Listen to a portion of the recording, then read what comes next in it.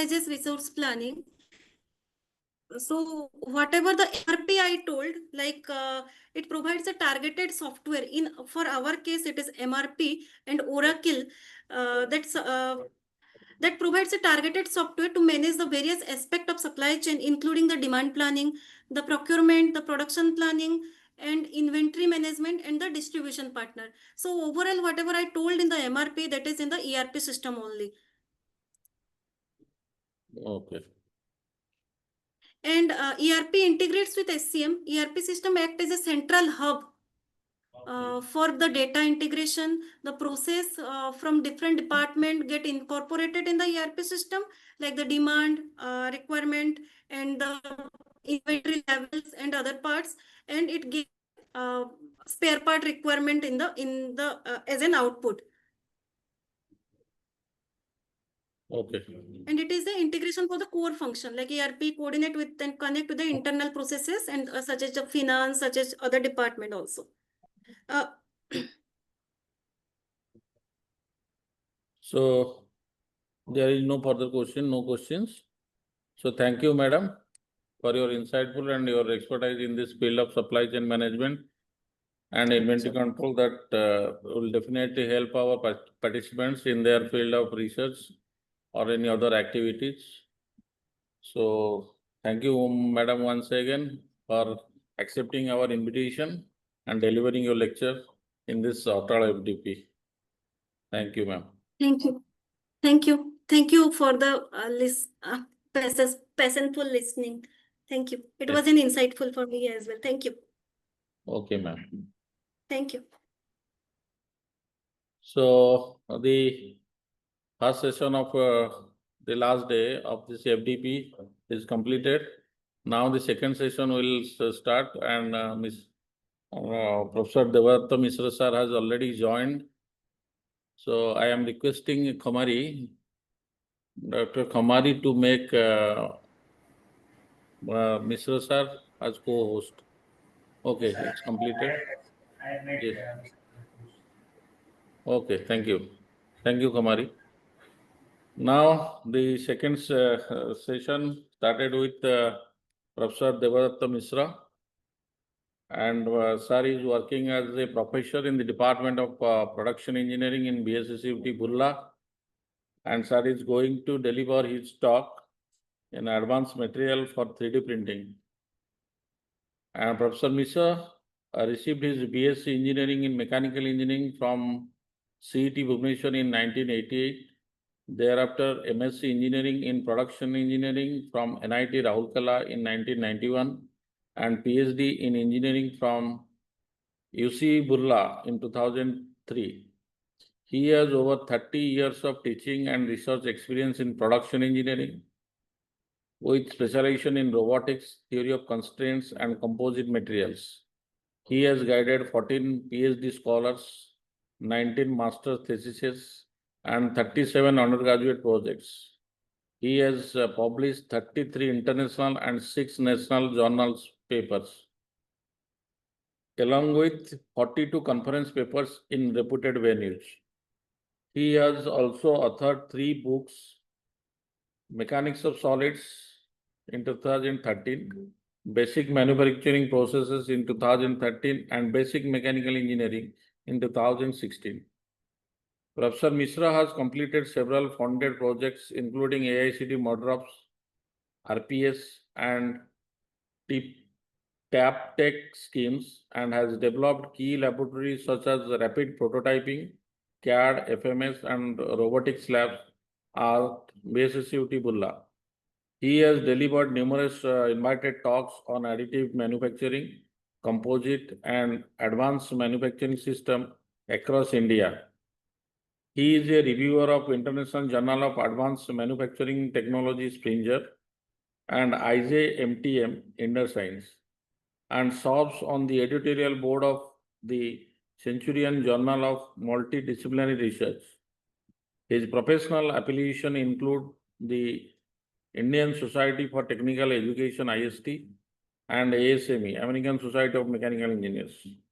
Professor Misra has held several administrative positions such as Dean Students Welfare, and head of the department at BSc Bulla. He has also received the International Leading Educator Award, IBC 2005, for his academic contribution. So, with this brief introduction, sir has a lot of experience of over 30 years of teaching and research experience. With this brief introduction, I welcome Professor Devadatta Misra to deliver his talk on advanced material for 3D printing. Sir, welcome to our Atal FDP. Now you can share your slides. Thank you, Dr. Rao. So if you need any break, I can give a break of 2 minutes. The participants go to washroom, something like that.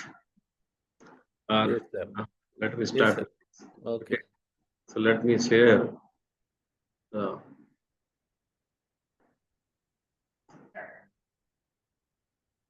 Please confirm whether this is visible to all of you. Yes, sir, it's visible. Sir, just make it full screen. Full screen. I'm doing that. Okay now? Yes, sir.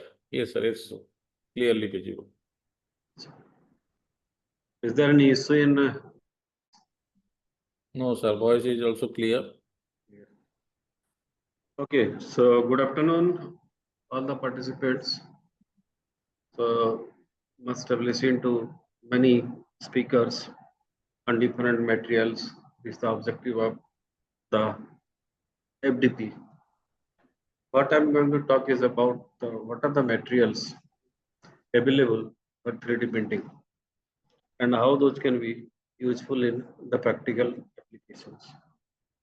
So I have divided my presentation into 2 parts. One is that some very mild introduction on the 3D printing technologies, because from that they will derive the material.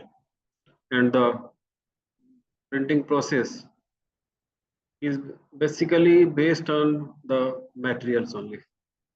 Okay.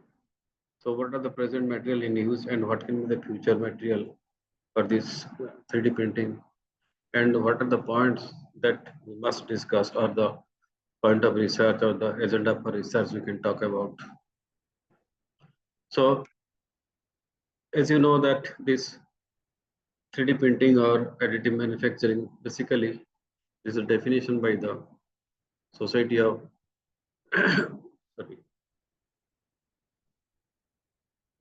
ASTM, American Society. This is the joining of material, or joining layer by layer the materials. It may be some fusion, it may be some glue-like thing. So we are adding one layer upon the other layer. So many people generally confuse this additive manufacturing, 3D printing, rapid prototyping, all these things. Here, this additive manufacturing or this 3D printing, this is the process we adopt to get a final prototype, and that is called the rapid prototype. And the process that is called the 3D printing or additive manufacturing. So one is the process, another is the result. And basically, as I talked, that this is a layer by layer manufacturing. This is an additive one, and how this differs from the substrate step, you can see here that if we have got a bulk material of nearly 5,000 pounds, what you get, and this finished product is there in the right hand side, you can see that this is up to 50 pounds. So what is the buy to fly ratio is nearly 20:1. It means 19, okay, out of 2019 portion of the material is removed as chips, and those are lost. Some are reused, some cannot be reused. So there is a heavy loss of material. Secondly, in the additive manufacturing, you can see we need the final product of 250 pounds, but we have got this 250 of the seeds and some other material, wire material of 75. So nearly it is 1:1 or 1 point something. So I made it 1:2. And in between this, only we add the energy. What is the energy? Let us say this is an example, just EBFQ, that is electron energy is given so that it can melt and it can build up one layer over the other. So this is what we do in the additive and subtractive manufacturing. Next is that why AM? Why should we go for the additive manufacturing? This is because first one is the design complexity. There are some designs which cannot be made by the conventional machining process or conventional processes. So for that reason, we go for the complexity of the components is playing a major role, and we go for the 3D printing in that case. We have to adopt additive manufacturing because this is not possible to be manufactured by any other method. Then speed. So to make a speed like a jewelry sort of thing, it makes months together, so that it can be achieved or it can be manufactured.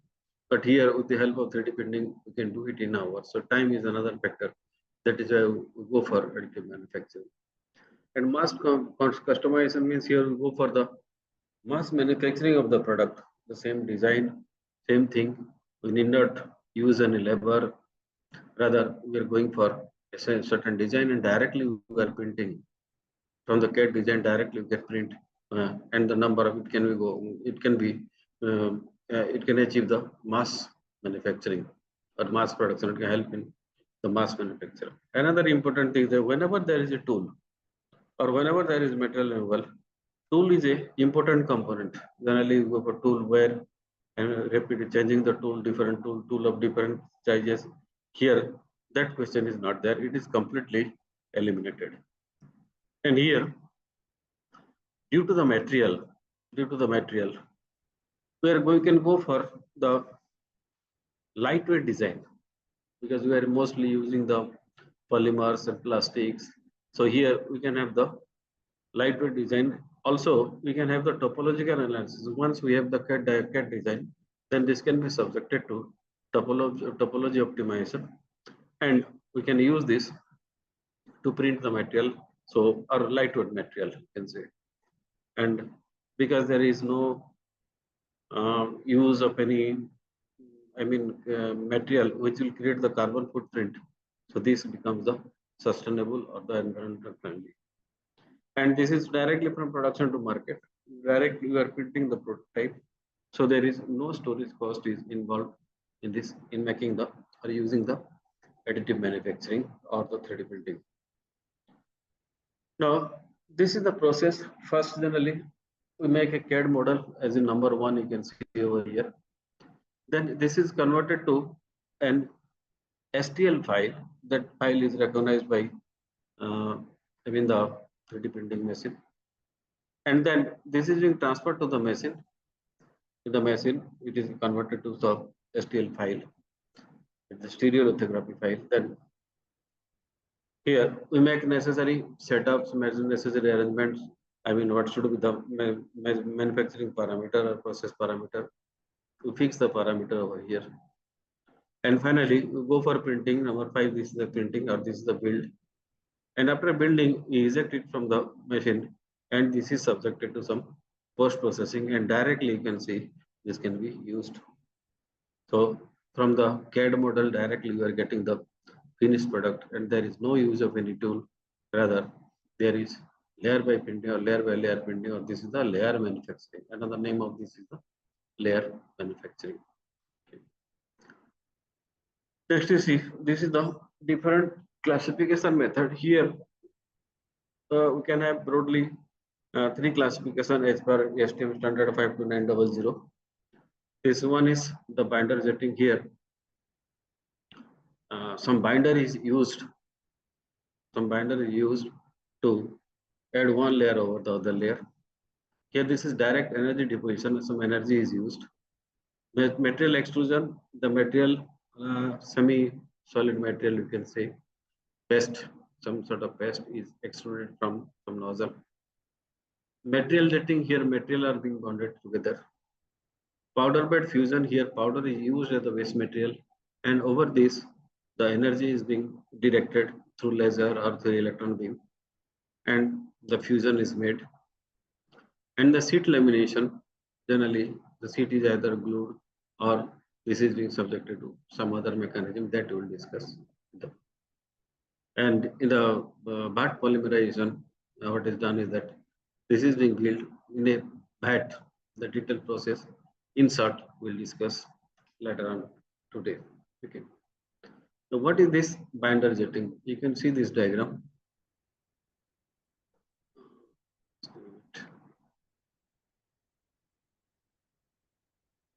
Okay. You can see this one here.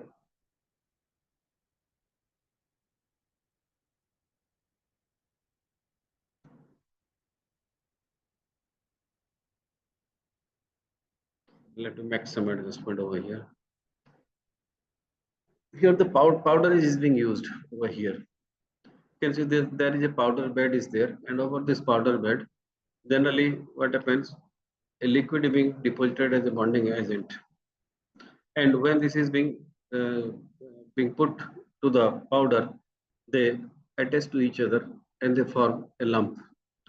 And the shape we need on those persons only, we should drop the liquid binder so that they will be bonded together. So this one layer is over, then we start with another layer. And to start with another layer, what we have to do? We have to lower a bit the build platform. How much you will lower, that is the thickness of the layer. That depends upon the thickness of that particular layer. Okay, maybe 1 millimeter, 2 millimeter, 0.5 millimeter, like that. We can just put the build platform, or we take the ball point, or lower the build platform. Okay, and this is free of support, design freedom, and large build volume can be done. And this is being the material which are used for binder jetting is mainly the stainless steel, ceramic, incolor, and iron. These are the common powder, and basically those are used as powder form. And the bond is created with the help of the liquid binder, and this powder form they bond together due to this liquid binder only. This is the binder jetting principle. Here you can mark the material that has been marked red over here. This is specific for this particular material. Now, direct energy deposition is that you can see over here that there are some nozzles, and in the nozzles we have got inert gas and the powder, some metal powder, something like that. Those are being dropped, and simultaneously there is flow of high power density laser or electron beam over this. So what happens? The material is being melted, and they are being collected at the substrate as the melt, as a melt or as a liquid form. Okay, and they just put layer, they build up layer upon layer. So when a layer is being built, over this pre-deposited another layer of metal powder is being put, and this is being, another powder is being put through this method. Either we can use the energy as a laser source or as electron beam. And here the material which are subjected to this process are stainless steel, copper, aluminum, titanium, nickel, cobalt, and tin. All these can be built by this DED method or direct energy deposition method. So the basic principle is that either you have got a here, the ultimate aim is to that the material is to be subjected to some energy so that it can melt and it can adhere to the already being deposited material. This may be in the powder form, this may be in the liquid form, like that.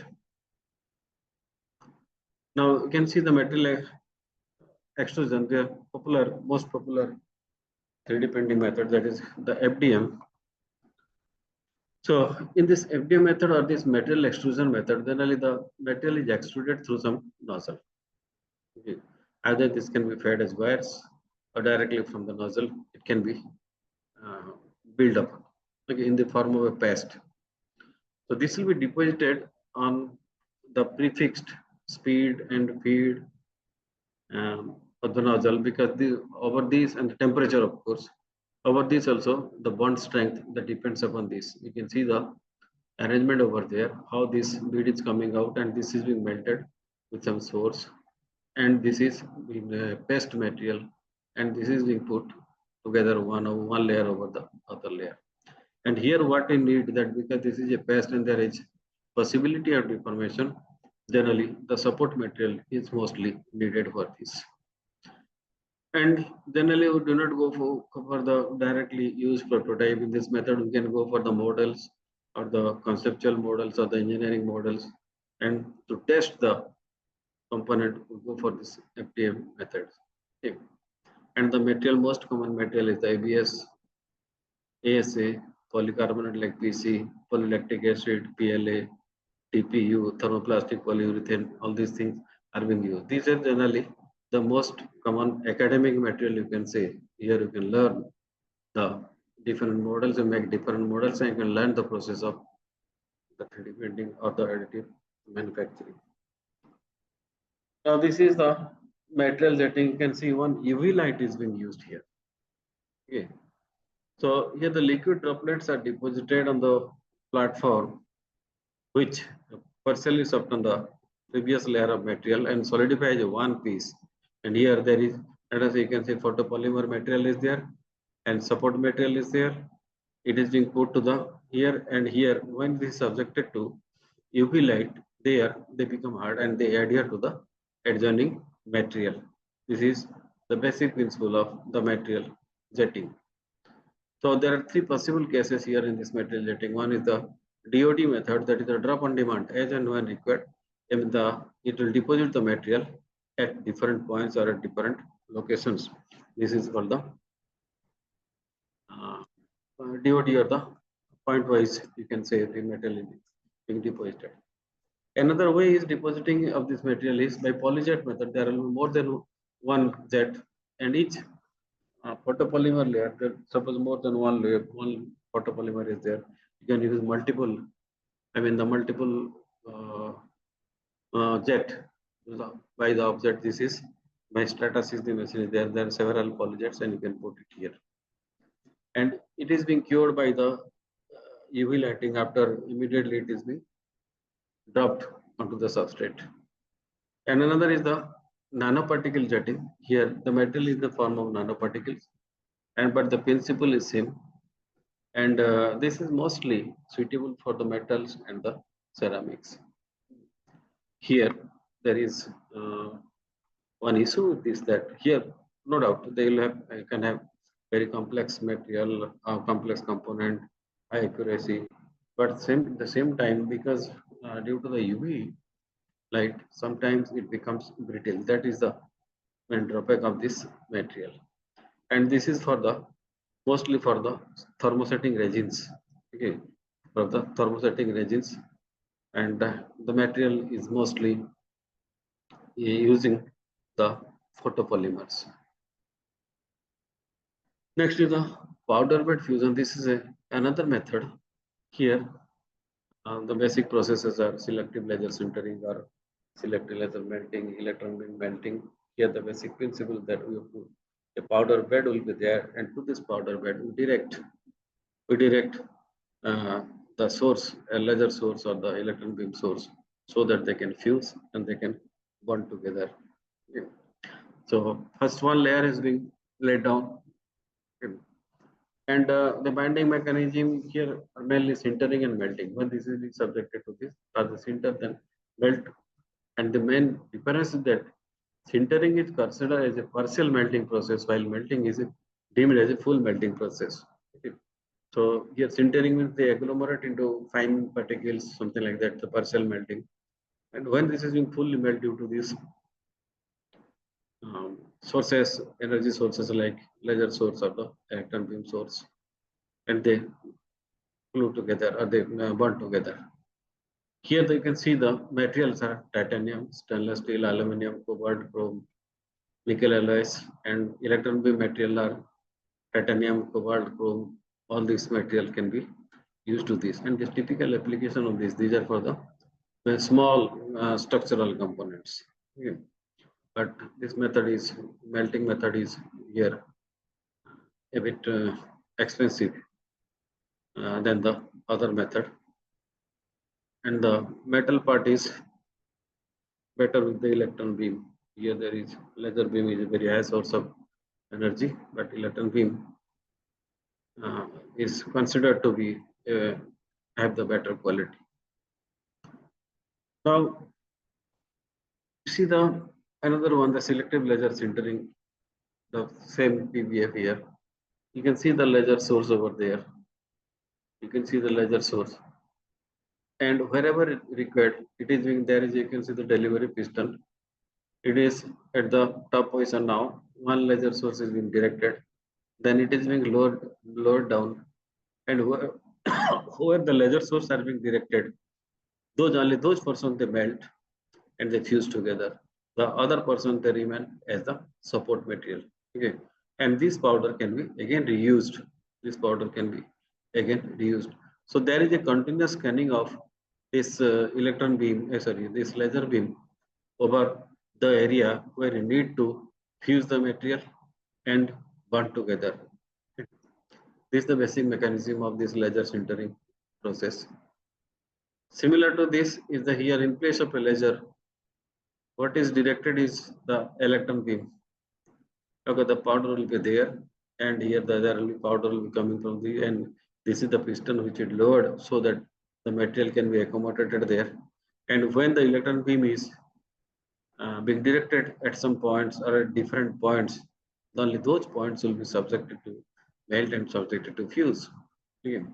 So one layer is over, then another layer is being constructed through this EBM process. Then this is the sheet lamination. Generally in the sheet lamination, this is the material. Here is the paper, plastic, ceramic or composite. What we need is that we need one sheet is there, and it is loaded onto this is the build platform. Over this build platform, and these are glued to layer underneath. So there is use of glue, and over you put another another layer of paper, plastic or ceramic, whatever is there. So this is glued to the previous layer, and the laser source will cut according to the CAD design or CAD diagram. All right. So one layer is over, then next layer, and same way you can go on cutting the laser through the laser. Finally, we get being seated, being glued together. All the sheets are glued together, and those are cut, according to the CAD design by the laser. And the other remaining portion of this material, they act as the support material to the system. So there is no additional support material which is required. But here there is possibly there is loss of some material, you can say. The scrap rate is very high. Here this is laminated object manufacturing. A loam is the same method here. You can use the ultrasonic additive manufacturing. These are the main methods of sheet lamination. With this process, you can have different parts which are basically used for pattern making and some decorative objects, high speeds process, and there is low cost because we are using very low cost material for this, and directly can use the material. And this process is useful mostly, you can say that making some model, architectural model or any design model with the help of some paper, something like that. This process is being very useful. Okay. But it has got a very limited material set. The paper, as you know, as I have told already, different laminates are not available for this particular method. Then this is the most crude method of the ancient method of, you can say, 3D printing, like stereolithographic apparatus or SLA. Here there is a liquid photopolymer will be there, and the laser source again make them make the necessary job over here. And the EV source, generally they cross-link the monomer on the liquid film above the support structure. And you can see this is the elevator platform. This is being this goes downward. In fact, first layer is made. Let us suppose this is the first layer. Then this is dropped down. Another layer will be there. another layer will be there, and each portion only will be cured by this laser one, okay, or this ultraviolet beam. This cures through this photopolymer. Okay. This is basically the first. I mean, possibly the stereolithography is the first method I can say for this additive manufacturing or 3D printing. But now though it is being developed like anything, we are going for powder because this involves very high cost. This whole thing, this laser source or the UV source and the photopolymers, and takes larger space. That is why we go for some different thing like now the laminates, wires or powders we are using for this. But this is the first tested method, and this method is also very useful. Now these are the different way of doing this one. Scanning lithography with the laser beam is rastered. Rastered means it is moves in a matrix from left to right, and whenever it is required, then you can put the source over there, energy source, so that at desired points only will activate the energy source, and you will get the different shapes. Okay. And the projection is that is a, you can say, a parallel fabrication process where all the voxels, 3D voxels with 3D pixels in a layer are exposed at the same time. Okay. At the same time, and the topology to be printed on the layer is defined by the 2D shapes. So for 2D shape, and when you go for the lowering the platform, it gives you the third direction, and you will go for the third direction, or you can go for the 3D printing. This happens in generally a DLP projector. Now, this material should limited to resins only. Here you can see the material. Although this process is very fast, high resolution, there is no need of any support material. But the negative points are that this is expensive equipment, expensive material, and this is limited to resins only. Okay, these other materials cannot be produced by this method. So here this is a mainly advantages or disadvantages of this AM process. You can see the extrusion process is low cost, and however it is not able to build sharp external corners. These are very, this I can share you later on, I can read these. And you can see this powder bed fusion is most commonly now used. Here there is support is not required.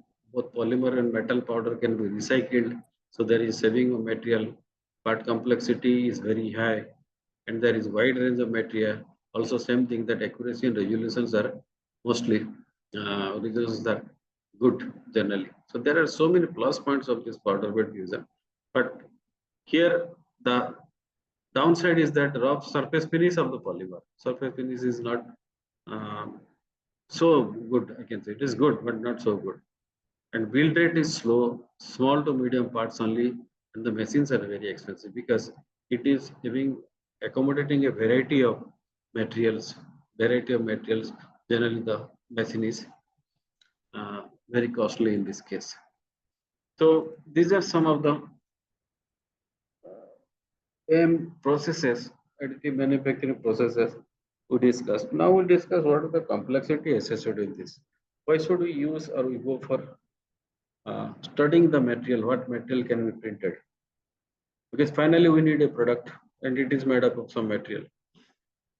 And that is why we need to research on the materials which can be printed or which can be manufactured through this 3D printing method or additive manufacturing methods. First one is the shape complexity. Okay. So various complex shapes can be made. Actually, you can say imagine any surface, because one layer is cut, because wherever you cut, you will get a cross section, and that cross section can be printed. Okay. And also here you can go for the jobs of like this. Jobs of third thing, you can print a single product, or you can have customized mass production. Okay. And here you can have any optimization can be done. This is some shape complexity. Means what, when you are going to print something, you have to consider the all this complexity, like what is the variety, what is the size, what is the shape, and what are the customized geometry, whether topological optimization is possible or not. This is to be discussed before printing the material. Then the material complexity, because you can say the domain of this 3D printing materials is very less. Okay.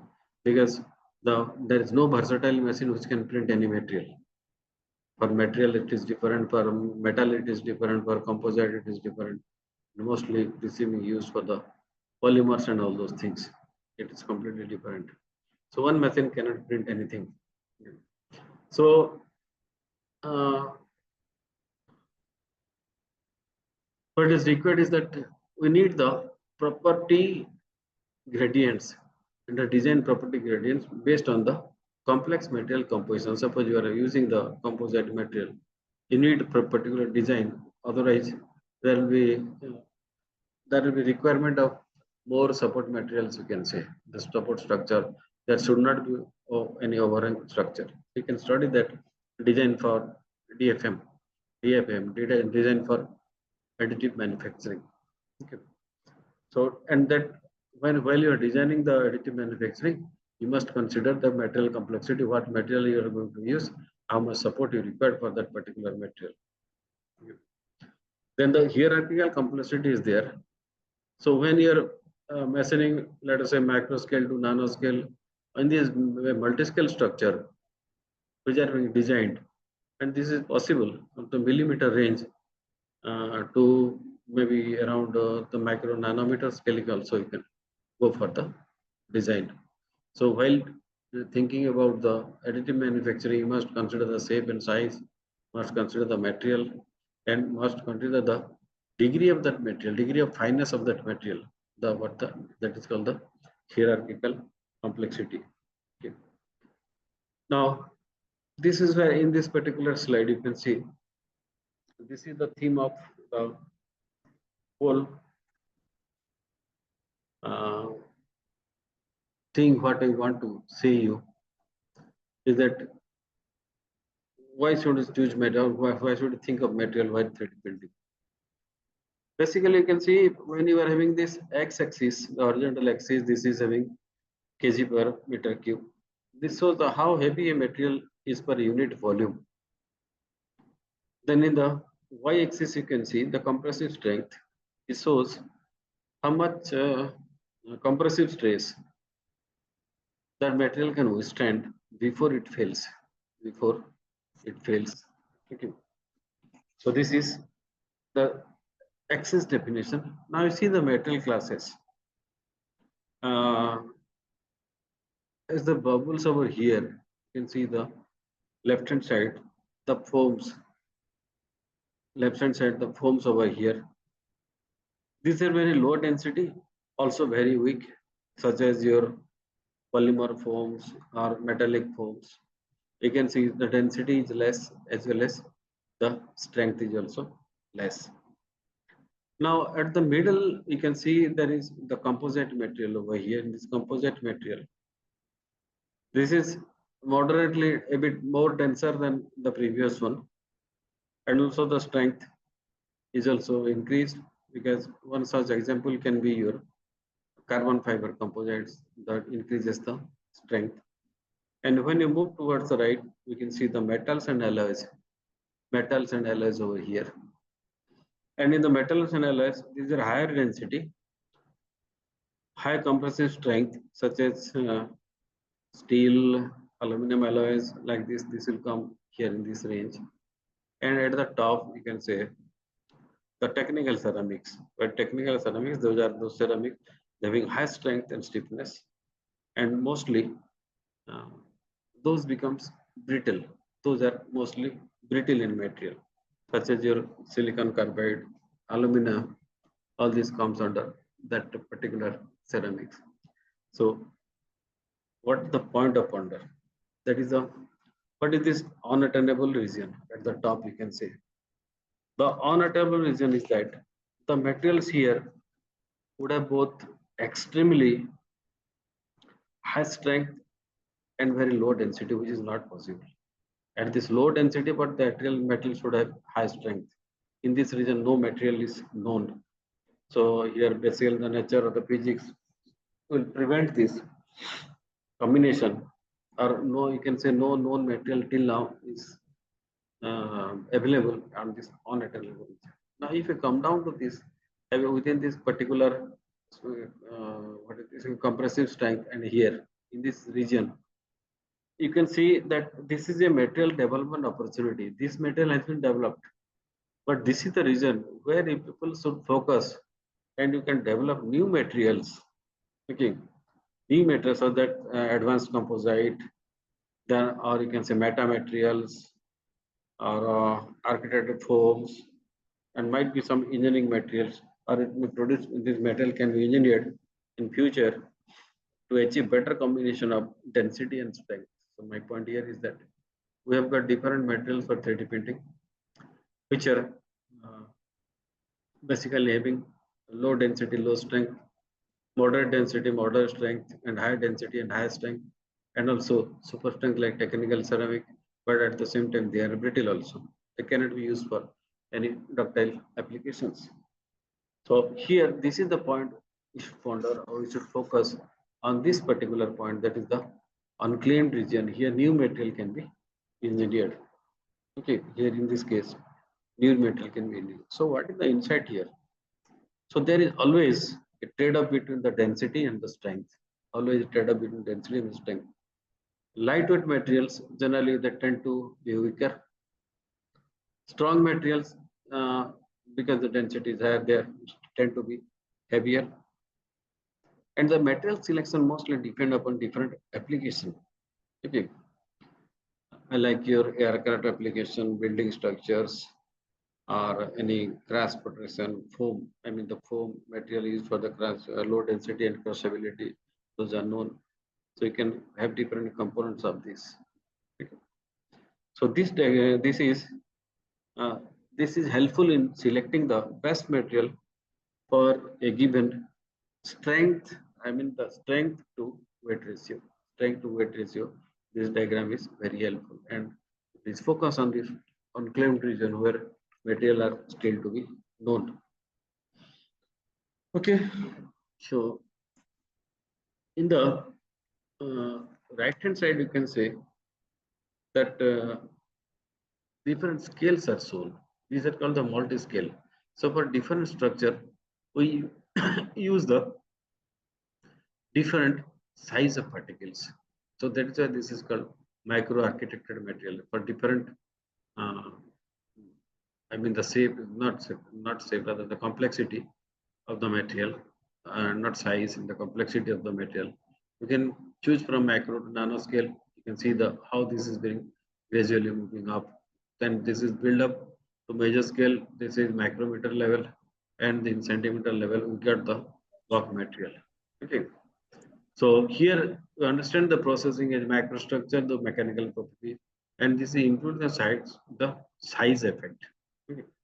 And this effect, this can be analyzed with the help of some CAE software, and using the CAE software, you can finalize that which material to be used for which application. Okay. So these are the current challenges to find out new material and to find out the size of the material or the size of the particle to build up the material. Okay. Now, what is a novel material? A novel material is that a group of advanced material, those can be 3D printed for some new applications, or this 3D printability of the advanced material and the compromising the original metal property is a key challenge, because this is subjected to high temperature. So there is possibility that their initial property may change. For example, you can say we have got 3D printed material. When this heat is there, some material behave in a different manner. Like temperature sensitive material, like your set memory alloys, this being converted to 4D printing methods. The fourth dimension becomes the temperature. Okay. So 3D printing of biomaterials lead to bioprinting applications and so on. And now I'll show you some use of this novel material in later slides. And these are basically the materials available for the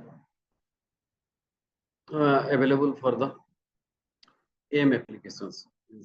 One is a smart material, another is ceramic material, then the composite material, biomaterial, and electron material. You can classify these AM materials like this. These materials are useful for the AM process, the selection of the process, and build the application. Now you can see that what the digital material or digital or smart material. This is the advanced composite material that is having 2 or 3 photopolymers, and they are having a specific microstructure and ratio. Means, arbitrarily or randomly you cannot add the photopolymers. They must be pre-researched, and which one will be the best suited. That is, you have to find out the different ratios and different structure. This can be simulated, or this can simulate various elastomers, mimic standard plastics, produce photorealistic details, and different kind of applications. And this can be used to create the functional prototype with tunable characteristics. Means the characteristics can be changed.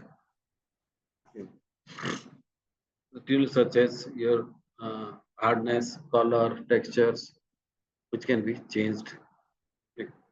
Here, the practical implication is that digital material provides the possibility of fabrication of multi-material objects with macro-scale accuracy using the spherical voxel. Voxel means that is the 3-dimensional pixel. You can see using a spherical voxels, you can add different materials, multi-materials, and this is called a digital material. Digitally, you can print this material, and for this, you need different jets or different input system. Now, what is a smart material? A smart material, you can see that this can transform the geometry. This can change the geometry under the influence of the stimuli. The stimuli may be water. This stimuli can be the heat, or the stimuli can be the temperature, like that. Okay. So one 3D means now it becomes a 4D. Let us suppose here this one. This is the initial one, A. So when the temperature increases, now you can see this completely open up, and reverse is also possible. So when this temperature is reduced, this will come down to the original shape. Because the material remembers its shape, that is why it is called the shape memory alloy. This is called the shape memory alloy. Okay. So this is being subjected to some external matter, and that is why these are called the smart materials. Now you can see the example of this smart material, this video. This is being prepared in our laboratory by one master student, a gripper. You can see this is made up of the inside material is nickel titanium, and this is a gripper which will go to the grip the metal inside it, and the water inside is at a high temperature, that is a hot water, around 80 to 90 degrees Celsius. Now see, when this goes inside, this due to its shape memory, it bends, it remembers the original shape, and this is being pre-programmed. This is being pre-programmed. The initial position, final position is programmed. So when this is subjected to heat, it is able to grip this one. So this can be used to grip something from some chemical pools like this, but it cannot do it by hand. This gripper can do it at some hazardous situation. This gripper can grip the material. Here, the material under this is now this is 3D printed. First one, the inside the metal is the first layer is printed, then the metal is inserted to it, then over this is again printed second time. So over this, so this gives a This builds a form builds or form gripper. Okay.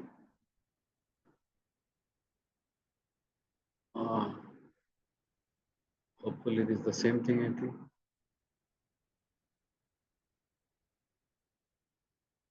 Let's see.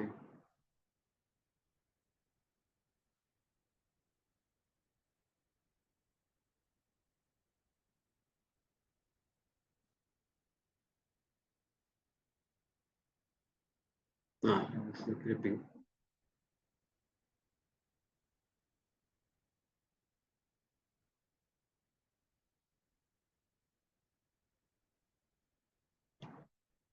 Not going to the next slide.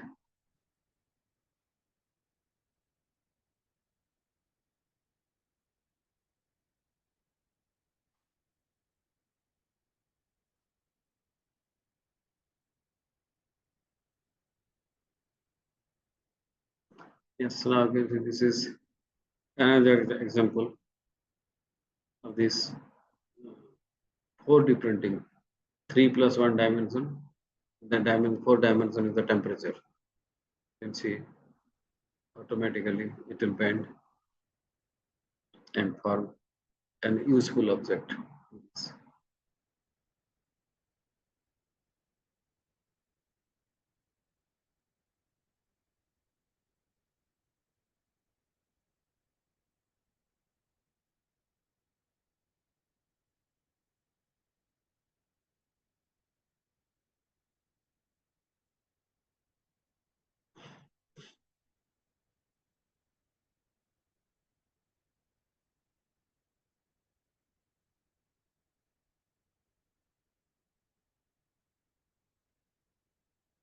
See, they're gradually they're coming closer.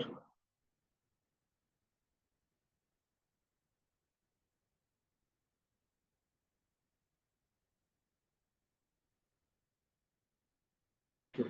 Now you can see the material is being prepared over here. This is the product. So this is to show you how 4D printing can be achieved. Now this is see another example. This is practically tested. Here the hot water is there, and this is the this material. The metal is the smart material, and this is 3D printer material. And when you put it in the hot water, this will start moving. You can see when the part because of temperature difference. Remember this probably tightens the material, and here in this wire you can see the wire is moving. This is nickel titanium wire. Okay, this smart material, this wire is you can see it pulley is being driven by this. So this is some practical application of this 4D printed parts. You can see. So this is a sort of new material. Now a lot of research is going on in this 4D printing. Yeah. So another class of material that can be used are the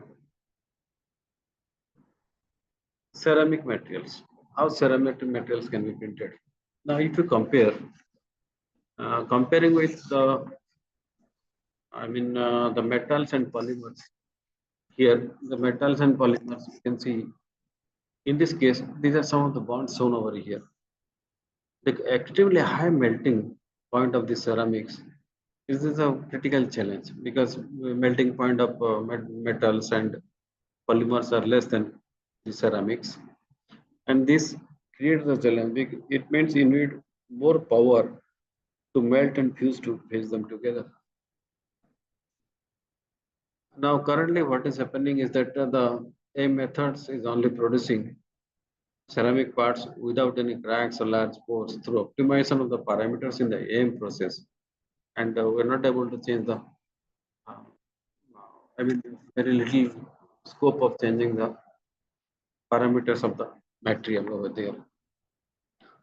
Also, it is possible to produce pore-free, or you can say watertight, the watertight material through some colloidal processing technique. You can be produced by performing extra degasification steps after the AM process, but it needs a secondary process to make the watertight or the watertight component. And because this is useful in the parallel processing, generally what happens, multiple parts with multiple scalability can be produced with the help or by using this ceramic particles or the ceramic material. Okay. However, a few carved complex porous shapes such as corkscrew, macrolattices, honeycomb structures. The honeycomb structure, you can see all these structures are shown here. Microstructures can be easily fabricated using the stereolithography process or stereolithography 3D printing method. These are because they are subjected to high temperature. They exhibit high thermal stability. Yes, high thermal stability. And possibly there is no shrinkage in this material. There is no shrinkage in this material. So generally these are being used for the thermal protection systems, propulsion components, electronics device packaging, and yes, electric device packaging, MEMS systems, micro electromechanical systems, and some other sort of burners, porous burners sort of thing. These are being used, these ceramic materials, and this can be a candidate for 3D printing, and the method that can be used is at stereolithography process or SLA process. Now see the electronic materials. This electronic materials this is a lot to be explored in this electronics material. Generally, these are in the test phase right now. The current AM technology generally allows fabrication of functional elements such as antenna, capacitors, all inductors, resistors are being produced in a single step without any post processing. This is the advantage of this electronic. Directly, it can be put to use without any post processing. And some inkjet printing or aerosol jet printing. Yes, aerosol jet printing are the two common method of this field, and they can be classified as a contact printing or a due to the nozzles will not directly contact with the 3D printed electronics, contact or non-contact. Although current 3D printing technologies can print variety of materials including polymers, metal, ceramics, and the resulting parts are generally limited to single material or monofunctionality. But here you can go for a number of polyfunctionality, you can say. So by introducing the robotic placement of components or combining two complementary processes, additive as well as a little bit of subtractive. When some additional post-processing process if you add, so this becomes a multi-process 3D printing, and this enables the integration of dissimilar material and the embedment of active component that imparts multifunctionality. You can see here, this is one, you can see some actuator, this is robot, you can say, and different parts are printed. The circuit is printed inside, the chips are printed inside. There is a sub controller and there is some fuel inlet is also there. And also you can program this one. You can program this. You can see the part printing, different stages of printing is there. A, B, C, D, E. And finally, when this is being printed, this can be subjected to some action by these actuators. So here, this is composed of some sub-material, which is controlled by, you can say, the fluidic logic, rather microfluidic logic. And in this logic, autonomously regulates but the movement of the robot. So this is a new 3D printing technique, enables the programmable assembly of multiple material and integrated design of a prefabricated part. Some parts are prefabricated and that can be combined together, that can be synthesized together. So this is a next generation completely sub robo, you can say. This can be printed or this can be a combination of several printed parts. So this is these are the electronics material. Then biomaterials. Biomaterials is generally limited to health issues, mostly the generating tissues and all those things. So the recent development shows that in biocompatible materials, it has made possible 3D printing of living tissues, which can be applied to regenerative medicine to address the need of that organ transplantation. Now this is also possible with this. Okay. So generally speaking, the material of 3D bioprinting is a very limited, mainly natural polymers and biocompatible synthetic polymers such as diablock copolymers,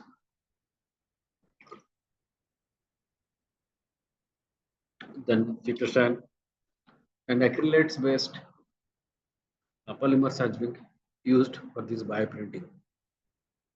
Here you know what is the challenge. The critical challenge of bioprinting is producing 3D vascularized cellular construct with structural integrity.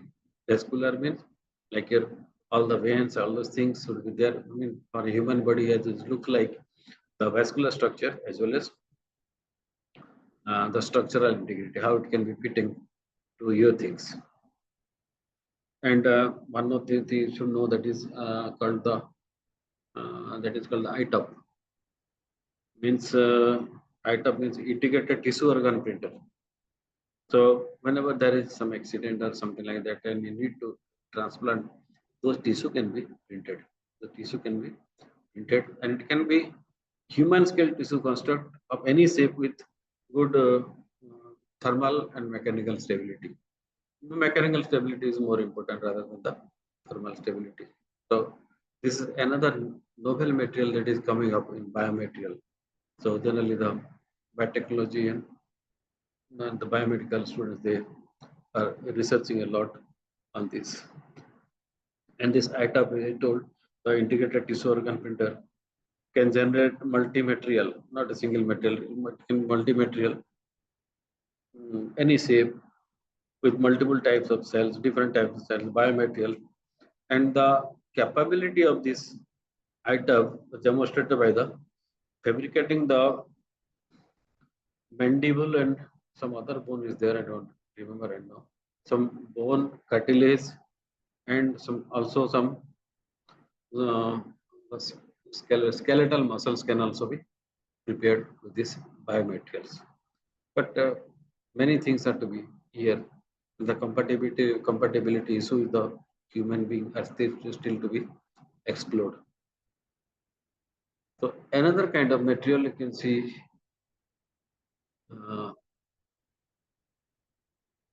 this previous slide.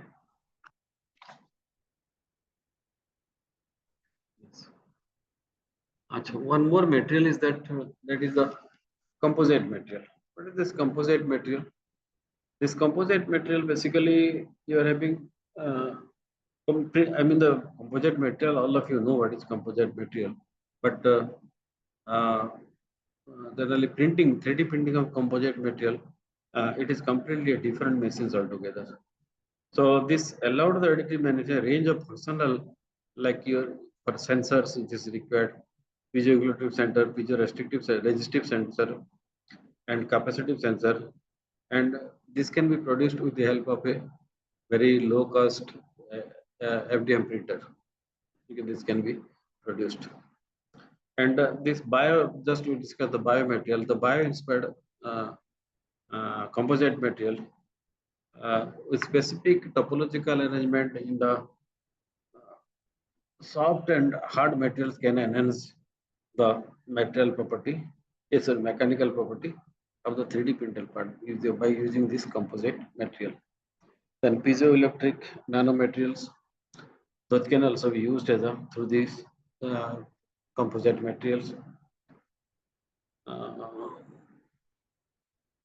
But here one thing is that it is becoming very difficult to make the composite material watertight. Generally, to make it watertight, it is Not impossible, I won't say, but it is difficult to make watertight material through this. So accordingly, you have to set the printing parameters for this machine, and it is machine dependent, and that is why the cost of the machine this increases. Next is, I'm coming to the end of this, and next is your key takeaways. What you want, we have discussed so far. What are the things you should ponder over this?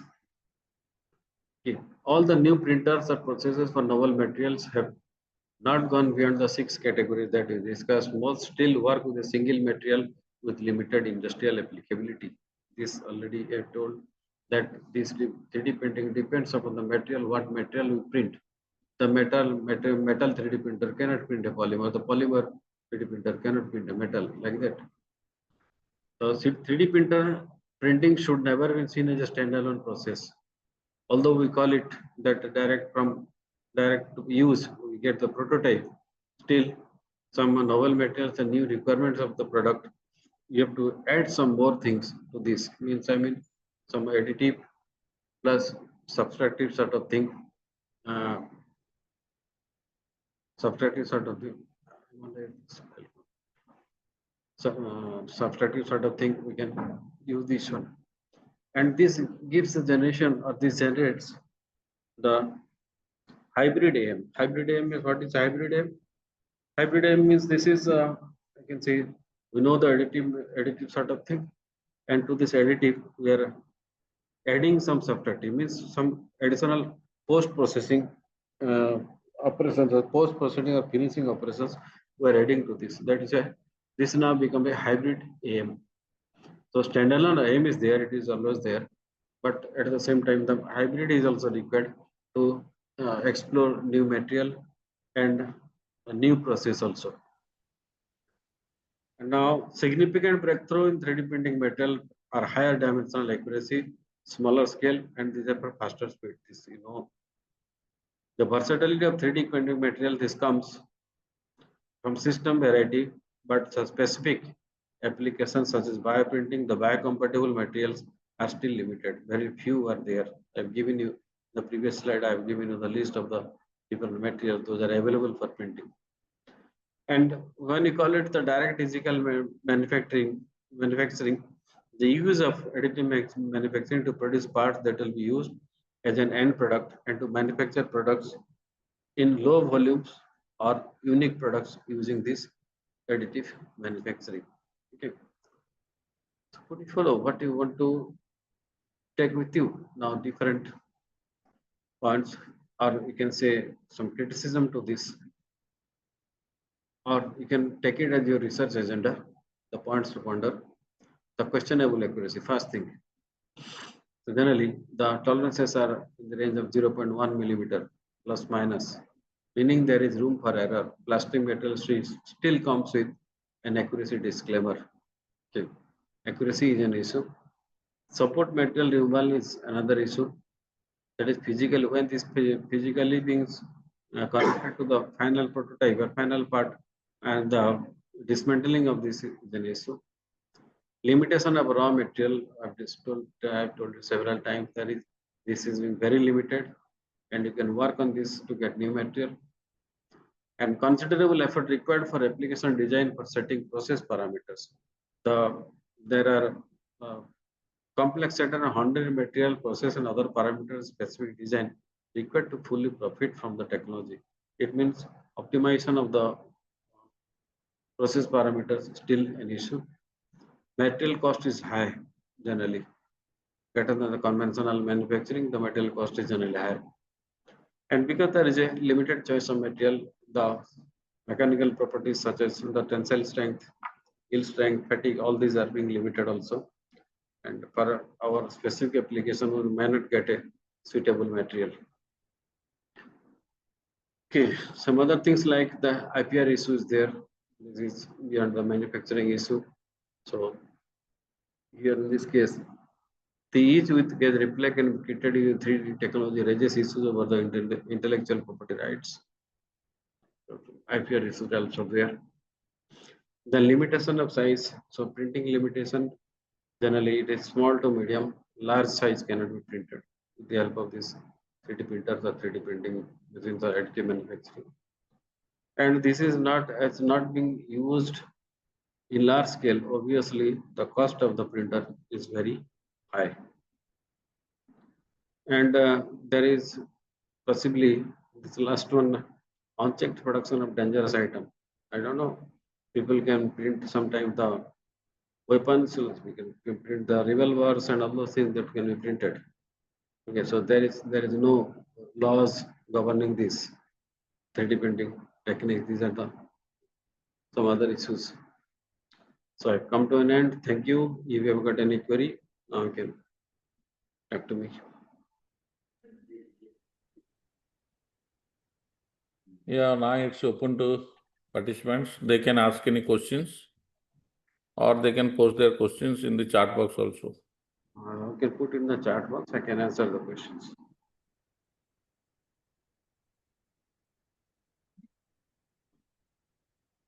And if you need the, the report on this, I can send you the report, which can be distributed, not in the PPT format, the PDF format. I can share this. Yes, you can, sir. If PDF will be better. Very good afternoon, sir. Sir, this is Vishnu Sir Mishra. Sir, I have one query. Yes, please. Yes. Yes, sir. Sir, how can we incorporate different type of orientation of fibers while making this fiber reinforced composites? Have you worked on this 045, 099, 0 Yeah, minus sir. all these orientations you have worked? Sir, for high performance composites. High Making performance composite, yes. Yes, sir. That there is no specific rule for that. Okay. So you have to have some several iterations before any printing. You can have some optimization process. Sir. I mean, suppose this orientation gives this much of strength because this has been targeted at some performance, right? So your performance is, let us say, tensile strength. So for highest tensile strength, what is the orientation? Okay, mostly these are available in the literature. You can say this is the orientation of this material. Then this can be, but this is for a certain material the people have worked. The material on which you are going to work, maybe your orientation may be different. So you must conduct CAE first, then only you can go for the printing. Okay, sir. But how can you incorporate that orientation? Suppose one directional, then bidirectional into That 3D is that is machine dependent. Now few sets are available. Not all sets are not available in any machine, either from the manufacturer of Stratasys or Mark Post. No machines are now so versatile. Okay, sir. Thank you very much. Limited set is there. That is a limitation. Okay, Machine thank you limitation, very not design limitation. Machine limitation is there. Okay, sir. Thank you very much.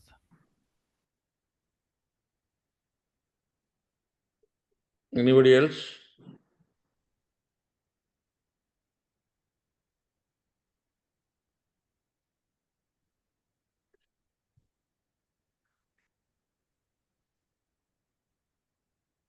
Okay, sir. Thank you. There is no question right now.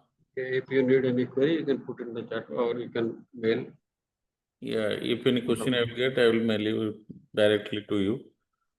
So, sir, thank you very much for accepting our invitation. And we appreciate your contribution to our this Atal FDP on next generation materials, sir. Your presentation on 3D printing of novel material will undoubtedly help the researchers and the participants. So thank you very much, sir. Thank you. Yeah, an announcement for participants that today we will have the online test at 6:30 and it will be for 45 minutes. All have to appear the test by logging in your auto login credentials. And there 25 questions will be given to you. Within 45 minutes, you have to answer and save it there. And again, you have to give feedback after the end of the last session.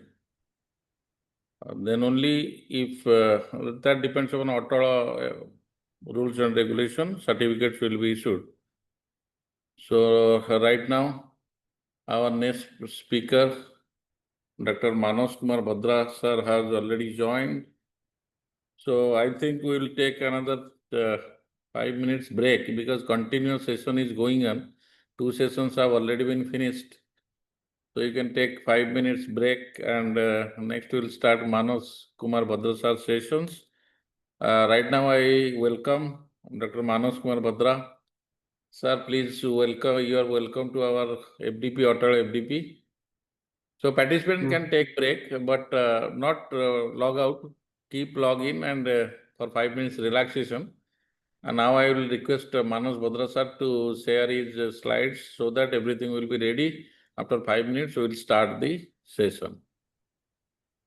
Sure, sure.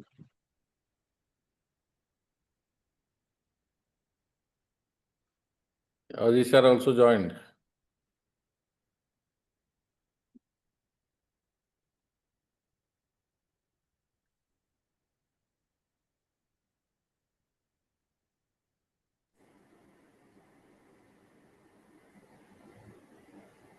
And meanwhile, I'll request all the participants to be present during the assessment test that will be held sharply at 6:30 through your Atal FDP login only. So no other options for the assessment test. You have to log in with your Atal FDP login ID and you have to give the test. Hello. जी तेरे share screen share option तक कौन दिखाएगी Sir, share tab is at the bottom of the screen. A green हाँ color हाँ tab. Yes yes yes yes I found it Yes.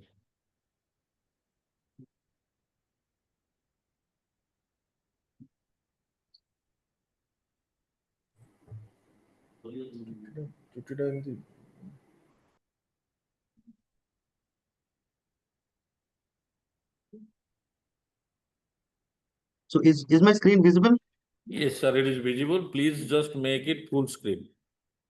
yeah Yes, sir, it is now perfect.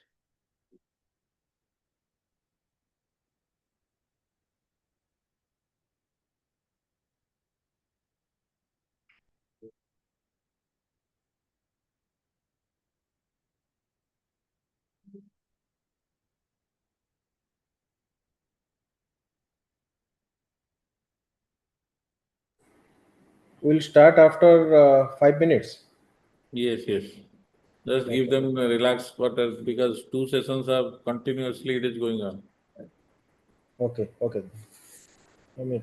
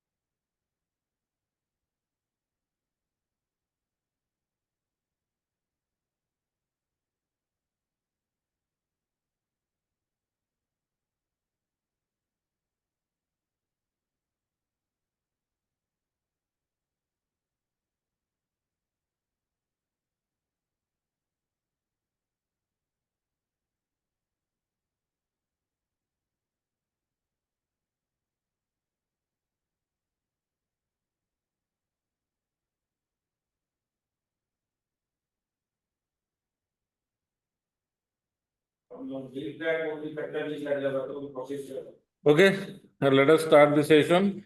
This is the last session of this auto FDP. Am I audible? Ajit? Yes, yes, yes. Yes, yes.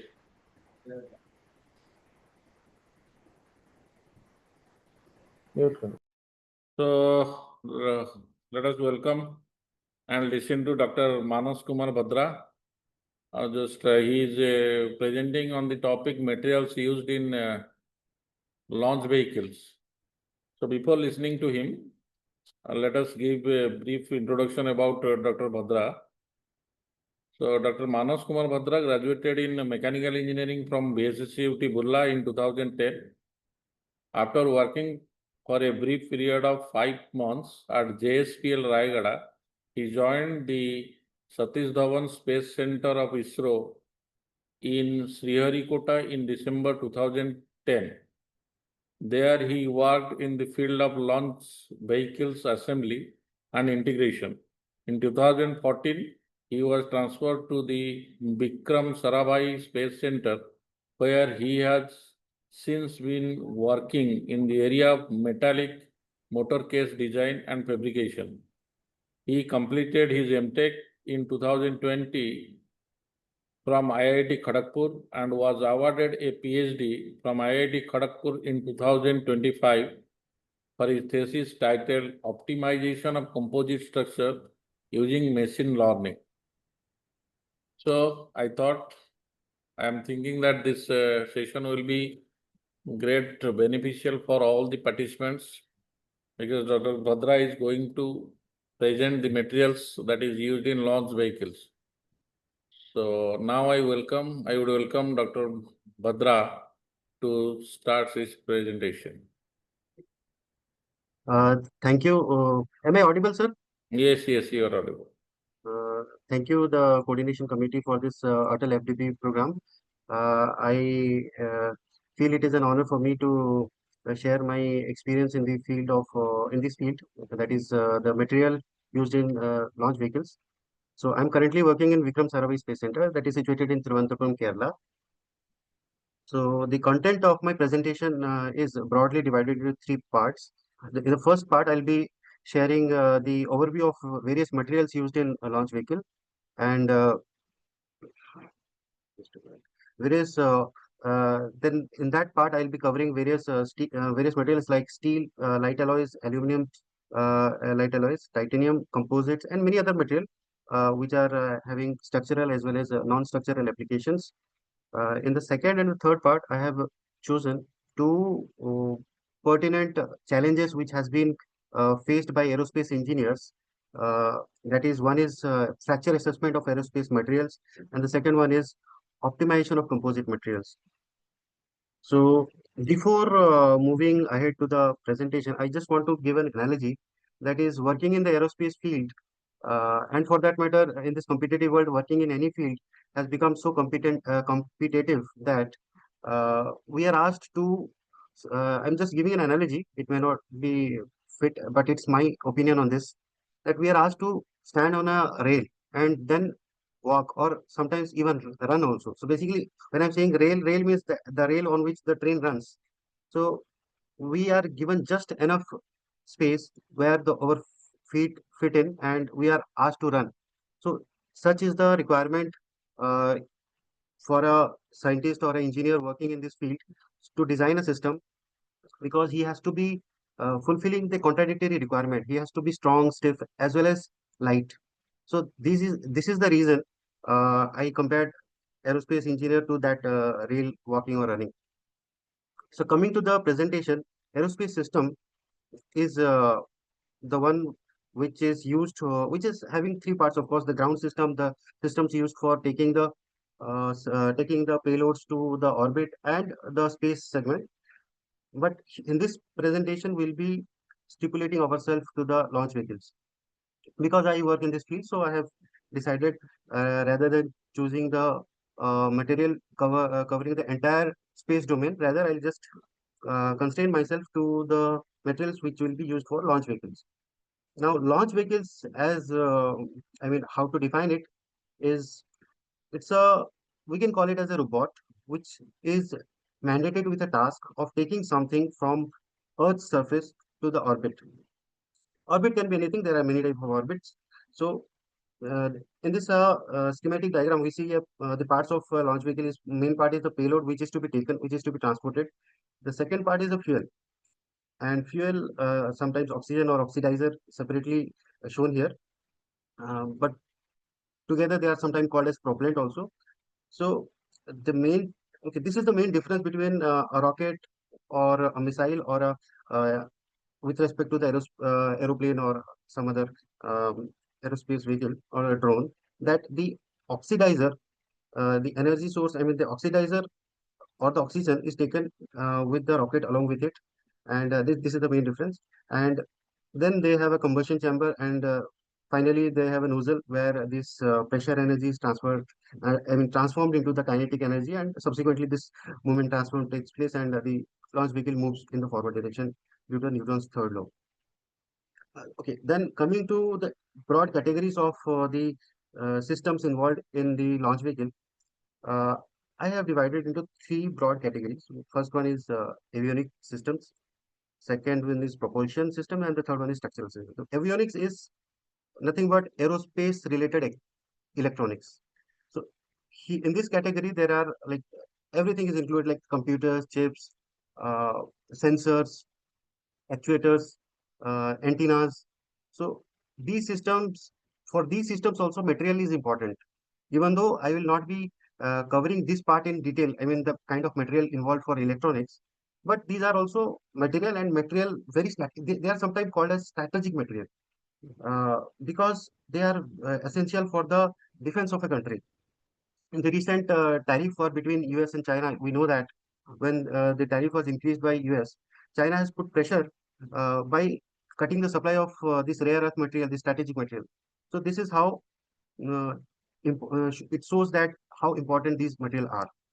The second system, which is which where the material plays a role, is the propulsion system. Propulsion system is nothing but the one, I mean the equipments or the systems which are involved to convert the chemical energy into the kinetic energy, which due to which the finally the spacecraft or the payload is taken to the orbit. Like the propellant and the combustion chamber, the nozzle, these are the parts of propulsion system. So here, how the metal plays a role is, suppose we take an example of a propulsion system which will attain a temperature of 2000 degrees Celsius. But suppose our metal is not able to support that temperature. Then even though we have a know-how or a knowledge or a theoretical calculations to prove that this propulsion system is some way better, we will not be able to execute it unless we have the material, right kind of material. So this is how material is important in propulsion also. And structure, as the name suggests, like strength, I mean we study in mechanical engineering the strength of material is a basic subject. So structure, for structure, strength is a I mean indispensable feature, and structures provide the platform for be it propulsion, be it avionics, to fit in and to work properly. They are the enablers. Without structures, the other systems cannot be uh, cannot do their work. So all I want to say with this slide is that material are of fundamental importance, and with them only the system can be executed.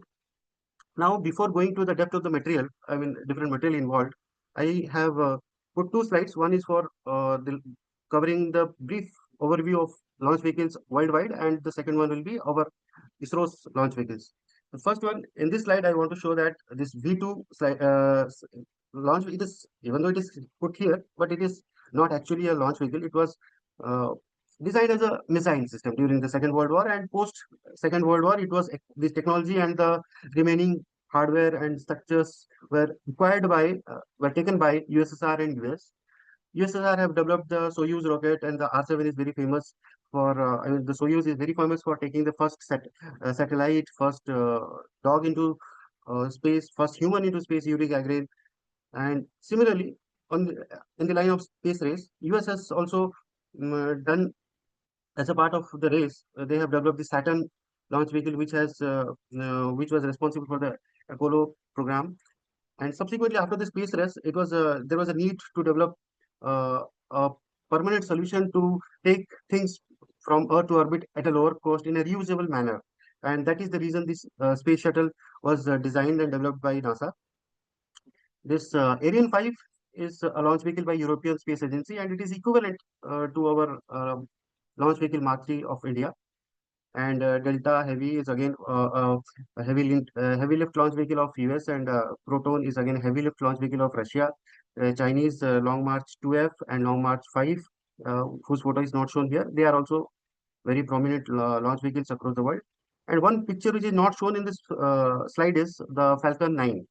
Falcon 9 is very famous, and it is famous for disrupting this market because they have proved to be the cheapest way to access the orbit.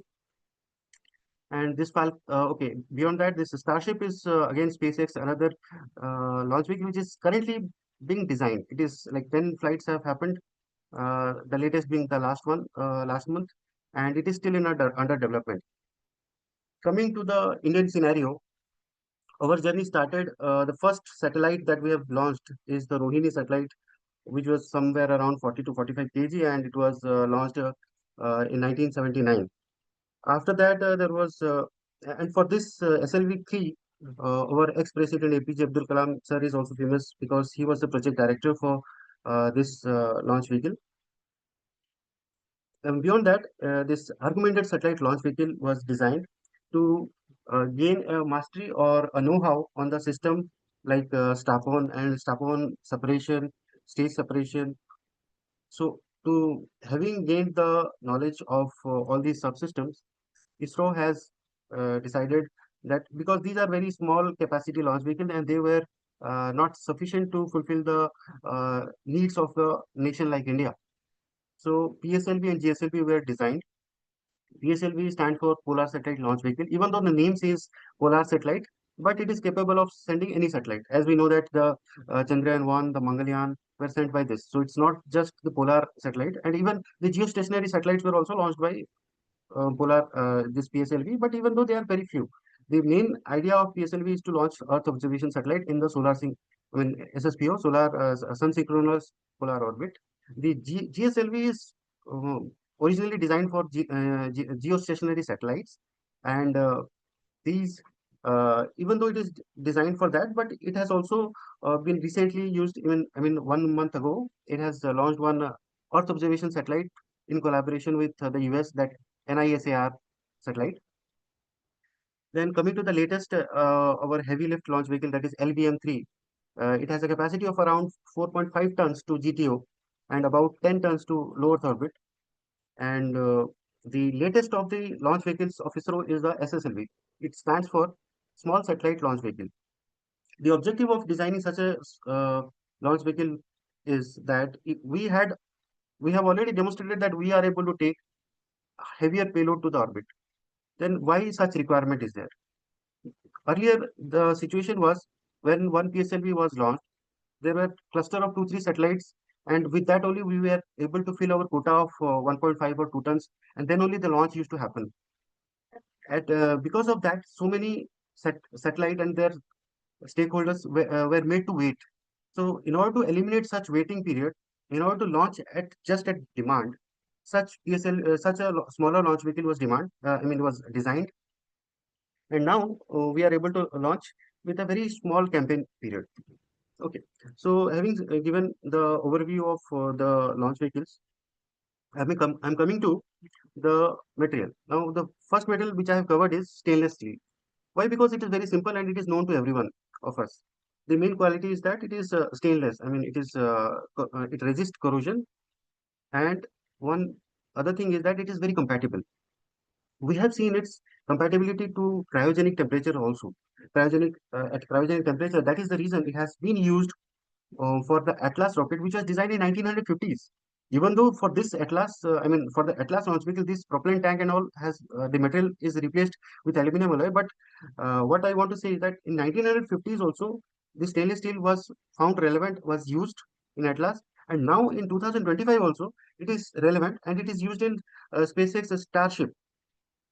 So the message is that even though it is cheap, but its qualities are worth considering, and it is used for pressure vessel valves, injector plates, turbopump housings, feed lines.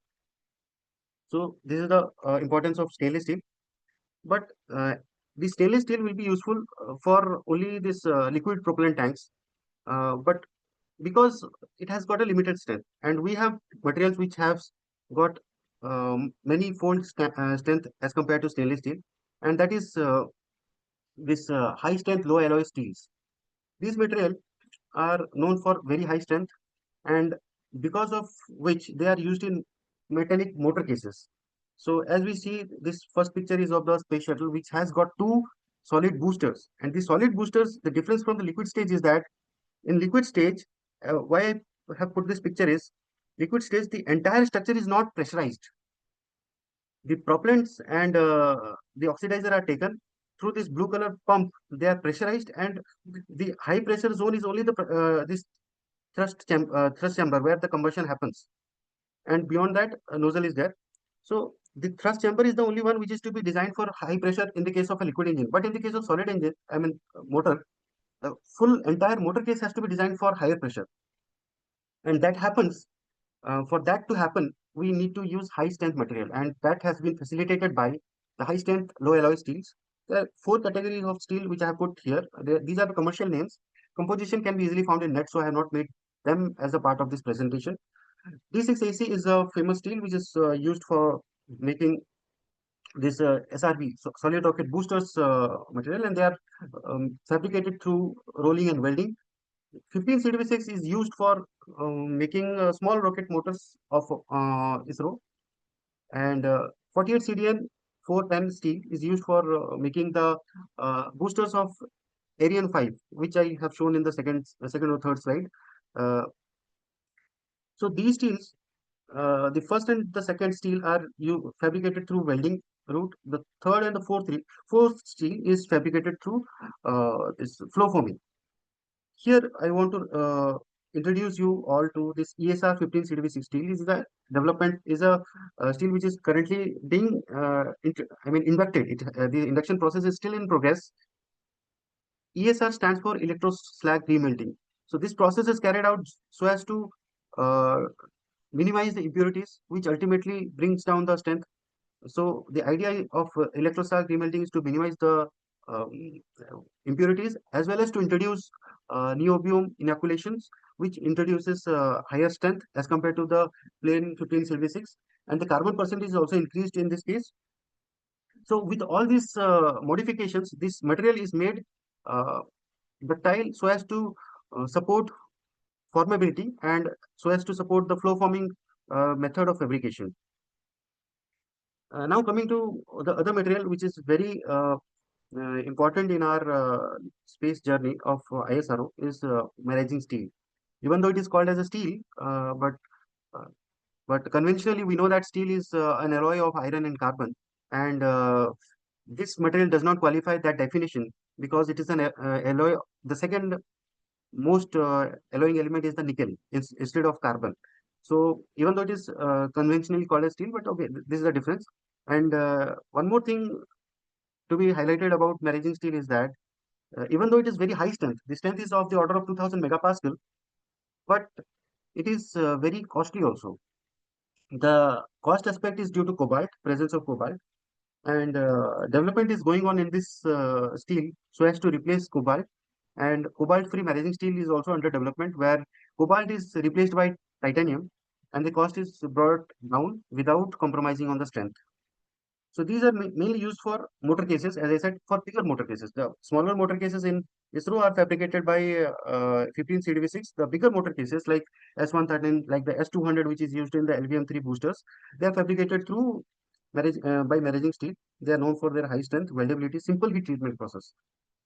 Heat treatment is very simple, and after heat treatment also the dimensional stability is retained. So this is the quality that attracts the engineers to make this motor case with this material. But there are disadvantages, of course, no doubt. The disadvantage is that it is expensive, as I said, because of the presence of cobalt. And for that matter, any high strength material, it will have two quality. It is likely to fail without giving warning. So that we will be seeing in the fracture assessment part of it. And it is prone to hydrogen embrittlement. And it is because these motor cases sometimes are assembled and or sometimes kept kept in the casting condition, casted condition, and propellant casting condition for months. So at during that time, it is prone to stress corrosion cracking also. So corrosion and then cracking, all these things are very common for this metal, and which makes this material have some disadvantage. The next metal which I would like to talk about is the light alloy. Light alloy. It is like aluminum alloy. So they are categorized into several categories based on the main alloying elements. Pure aluminum has got limited use. Most like 2000 series, which is due to magnesium, has got uses in making the propellant tanks and inter-tank structures, rings, plumbings. The 3000 series is, as I remember, it is about the when we add manganese to aluminum, it becomes 3000 series. It is used for making lithium and batteries cases. 4000 series is silicon, and when we add magnesium, it becomes 5000 series. 6000 series is when magnesium and silicon both are added. The 6000 series is used for making the tanks, injector plates, payload fairings. Then 7000 series is when we add zinc, and this is used for making actuators and that high precision items, control systems. One story like I would like to add here is earlier we used to have this 7000 series propellant tank, even though it is written propellant tank, but we have recently replaced this one with 2219 because of one leakage we have observed in our past. And 2195 is also very important because of its cryocompatibility. Okay, one more series named as 8000 series also there, which contains the alloying element which were not covered by these series of, and mostly aluminum alloys which are covered, aluminum and lithium alloys are covered in 8000 series. Now this slide shows the uh, major fabrication processes like the ring rollings are involved, and heat treatment processes are involved, which are very important in giving the metal property which are required. The ring rolling is important and strategic because we cannot manufacture the ring through welding, and that can be used for aerospace application or any. I mean, we cannot make two halves of a ring and then assemble them or weld them. It has to be fabricated in one piece for its stiffness requirements, and that limits many things like transportation, handling, fabricating. All these things are limited, and till date, the highest size diameter that we are fabricating is 5.5, but plans of increasing this diameter is still on. Now, the second.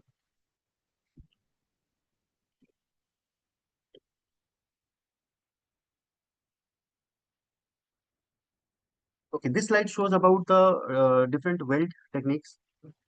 This figure shows the TIG welding. Earlier, all the tank, all the structures wherever welding was involved, it was welded through TIG, be it aluminum alloy, be it steel. But subsequently, by maturing the uh, welding experiences, the aluminum alloys were switched over to friction stir welding, and now steel, this maraging steel and other steels, other 15 CV6 are fabricated through TIG welding and tungsten inert gas welding, and the other one is friction stir welding, the aluminum alloy.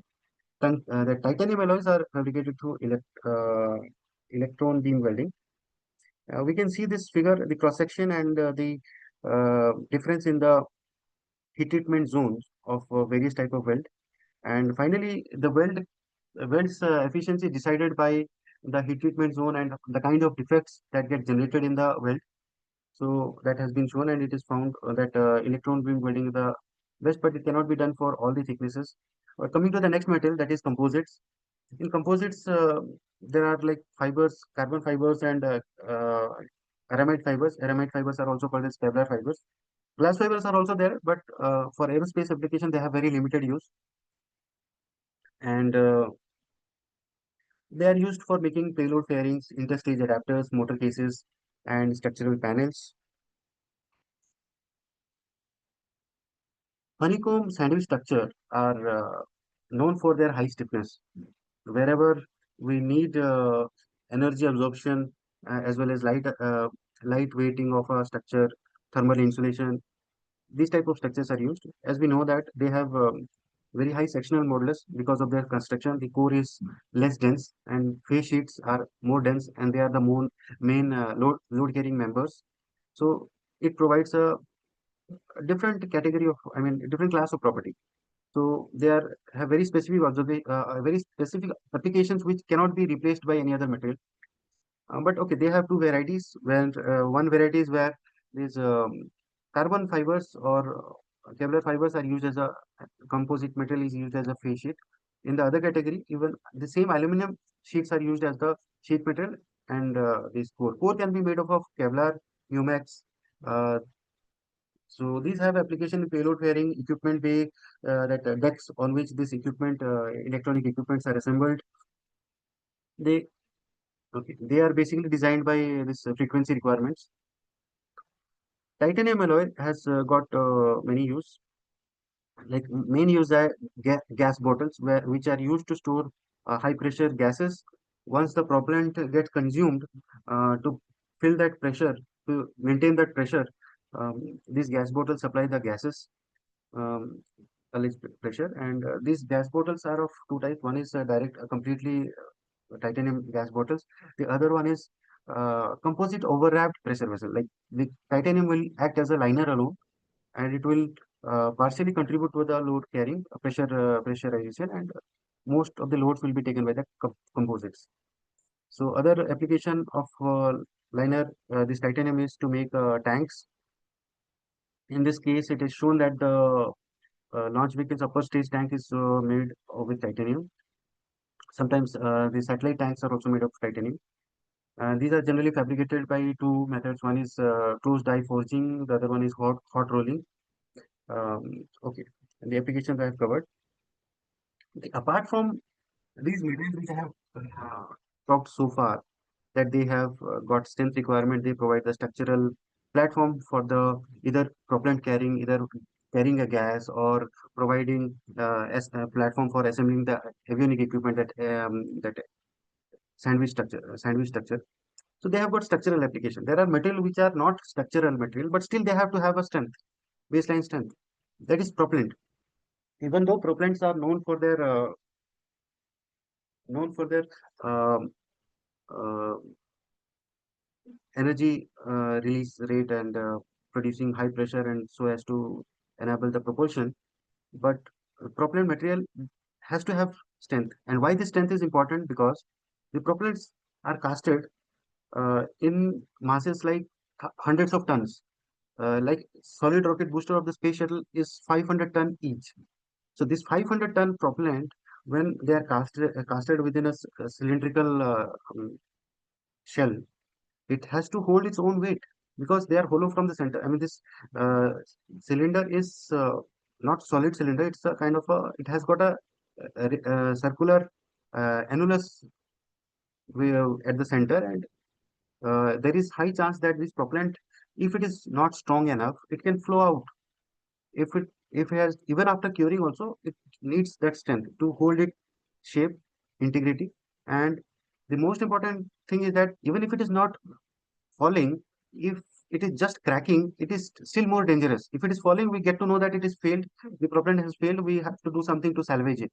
But suppose due to its own weight, the propellant is cracking, it will lead to failure in the launch, because cracking will generate additional surface, and this will generate additional pressure, which we have not designed the launch vehicle, I mean the motor case, and it may lead to failure of high pressure may burst the motor case. So this is how the strength of the propellant is also important.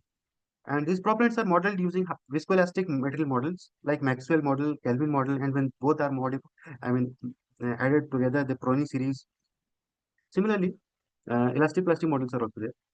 Insulation material are the one which are whose primary objective is to provide insulation to resist the heat transfer, but they are also used. I mean, they have to have the strength so as to bond properly with the motor case and the propellant, and hold the enable the load transfer through them. They should not also disintegrate. They are the one which between the metallic motor cases or the structural member and the propellant, they are the interface, and they have all the load from the propellant get transferred through this insulation material only. So they have to have the baseline strength. So for modeling insulation material, hyperelastic metal models are used. And the example of such model is Muni-Revlin model, New-Hookian model, Ogden model. Okay, the other category of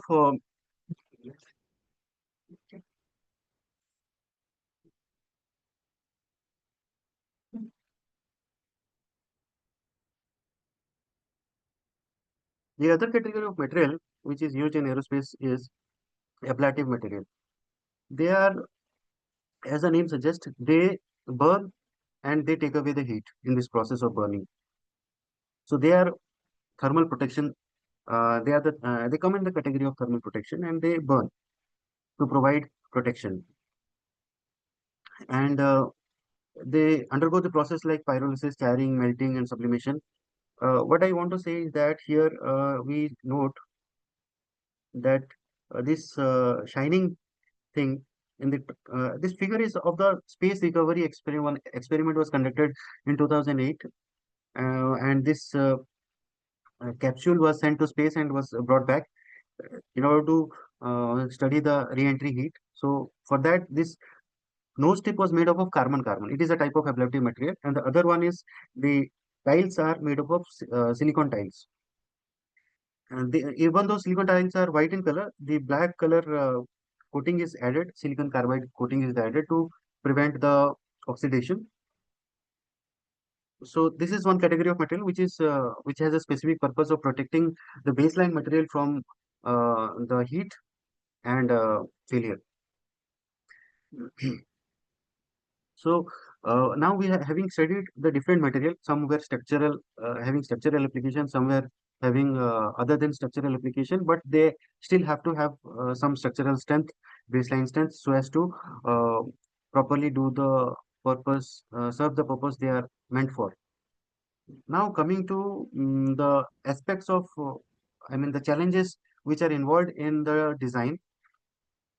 The challenges is the okay. Before going to the challenges, as I mentioned in that content, that we'll be dealing with the fracture assessment based based design and the challenges associated with that.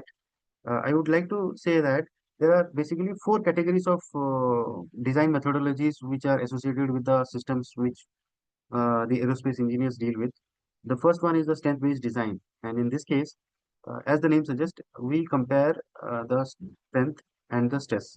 If the stress is lesser than the strength, then we say the margin is there. We can go ahead uh, with the usage of a particular material or a particular design or particular structure. The second one method of design is the stiffness-based design. For the strength-based design, the example of there is a picture of a motor case where the internal pressure decides the stress and the strength of the material. We know from the metal property and the stress, we both compare the stress with the strength, and the suitability of the structure for the purpose is decided. In the case of stiffness-based design, like in this case of payload fairing, which covers this payload fairing has no job other than protecting the satellite or the payload during the ascent phase while going from the Earth's surface to the orbit. So during that, it is just supposed to protect it, and it is not facing any other load other than the drag and the pressure due to the launch. But since the launch vehicle is a dynamic system, it is subjected to vibration, noise, and so and so various transient phenomena happen.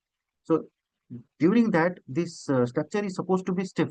It is not supposed to deflect so much that so as to touch. If it is flimsy, if it is not stiff enough, it will deflect, and it will bump into the satellite, and it may damage the satellite. So that is the reason stiffness-based design uh, is a separate category of design where the material may not have that much stress, but still it has to be stiff. And this stiffness is again decided by is measured by the natural frequency of the material, and this is how we associate the stiffness-based design with the natural frequency. Okay, then coming to the second category, third category of the design is the fracture fatigue load-based design, where if a structure is designed for a longer life, longer period, and every time it is used, we may see that its life is getting deteriorated. In that case, the life will be estimated after every usage, and the proper estimation of for the life will be decided based on the material's remaining life. Fracture is the last assessment. As I was saying, that the high strength material has got a issue of uh, not giving the signal before failing. So the material that we deal with are of that category. They generally don't give signal before they actually fail. And we have to manage with this category, this feature, because at the end of the day, they are providing high strength. So even though they are having this feature of not giving signal before failing, but still we have to use them. We are not left with any other option. But proper NDT, and in NDT, I particularly point out this ultrasonic testing to properly size the flow sizing, how much big crack is. So if we can estimate the crack size, we can easily estimate what kind of life or what kind of margin exists in that structure and how fit that structure is for the usage. So for doing the fracture assessment, we'll first go through little bit basic of fracture mechanics. Fracture mechanics is broadly categorized into two categories. The first one is linear elastic fracture mechanics. The second one is elastic plastic fracture mechanics. So in linear elastic fracture mechanics, that is otherwise called as LEFM, there are two assessment methods. One is strain energy release rate. The second one is stress intensity factor. In elastic plastic, the two methods are J integral and crack tip opening displacement. Now, what is what? Like linear elastic fracture mechanics is the assessment method which will be used only when the plastic zone is very small. As the name suggests, it is elastic. Plasticity, even if it is there, it is negligible or it is worth ignoring. So this is quantified by, we have to have a plastic zone radius, and if that is small as compared to the crack size, as compared to the structure being considered, in that case linear elastic fracture mechanics is to be considered, and I will be subsequently explaining further on this. In elastic plastic fracture mechanics, when this comes into play, when the plastic zone is considerable with respect to the crack size and the structural size of the structure, and these are the two methods where the crack influences the failure mechanism. But there are some material where the crack has got negligible or absolutely no performance in the failure. So in deciding the failure, in that case, the material falls under the category of plastic collapse. I mean, this is a another mechanism through which material generally fail, plastic collapse. So if it is falling with fracture, failing with fracture, then we have to categorize into if it falls in LEFM or EPFM. So this LEFM and EPFM will be the part of this presentation. Plastic collapse will mostly, I mean, will not be related to that extent. The next question which comes to everyone of us mind is, how to decide if a material is a fracture prone or not. In fracture mechanics, there is a property called fracture toughness. In mathematically, it is represented by K1C. So K1C is somewhere analogous to yield strength of material, like strength of material that we study. Their yield strength is the value to which we compare the stress in order to decide the suitability of a structure, the margin, the factor of safety, and all. Similarly, the stress intensity factor is compared with fracture toughness. Fracture toughness is otherwise also called as critical stress intensity factor. Having said that, now coming to the answer to the question, how to decide if a material is fracture prone or not. This, even though has got many methods to decide, but the prominent method which is being followed by us is the ratio between the K1C and the yield strength. And we have set a value like threshold value 1.66. If this ratio is lesser than 1.66, then we consider material as fracture prone, and if it is more, then we consider it as not fracture prone. But even though we can say that something is not fracture prone, but doesn't mean that fracture will not play any role in that. Things in real world are not coming in black and white. They come in gray also, and we have to appreciate that. So considering the maraging steel, for the weld case, for the weld, the stress intensity factor comes somewhere around 75 MPa root meter, and the yield strength for the weld is something around 1596, and this ratio calculates to be 1.486, which is less than the threshold value which I just said. Similarly, for the mild steel, this value is the value of this ratio is very high, 28.99. So this is the type of metal where the crack or the flow will have negligible effect or sometimes no effect.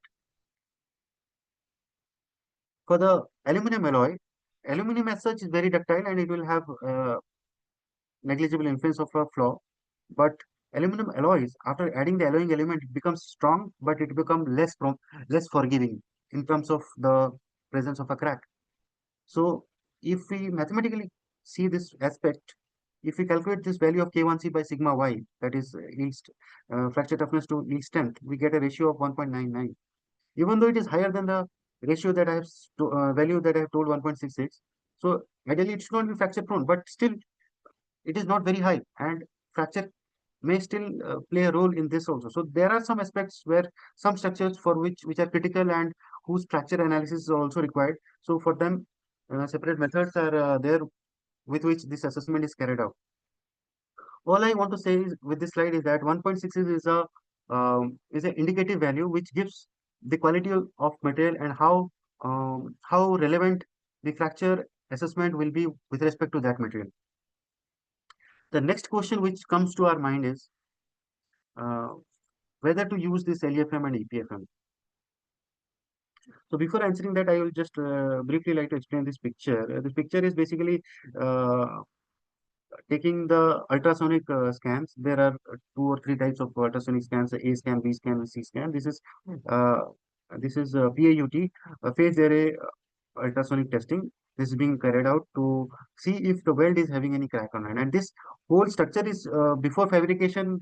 It is scanned, but after fabrication, only the welds are only scanned. So that is why we see a different color in the weld region. So coming back to the question, LEFM and EPFM. In ASTM E399 standard, there is relations under which circumstance the calculation of SIF or the fracture toughness for that material is valid or not. So in that, as this SIF concept has come from LEFM, so they have assumed that the plastic zone should be negligible, and for that to happen, they have given the relation that thickness should be more than 2.5 times this ratio. K1C by Y, and this relation is given in that standard.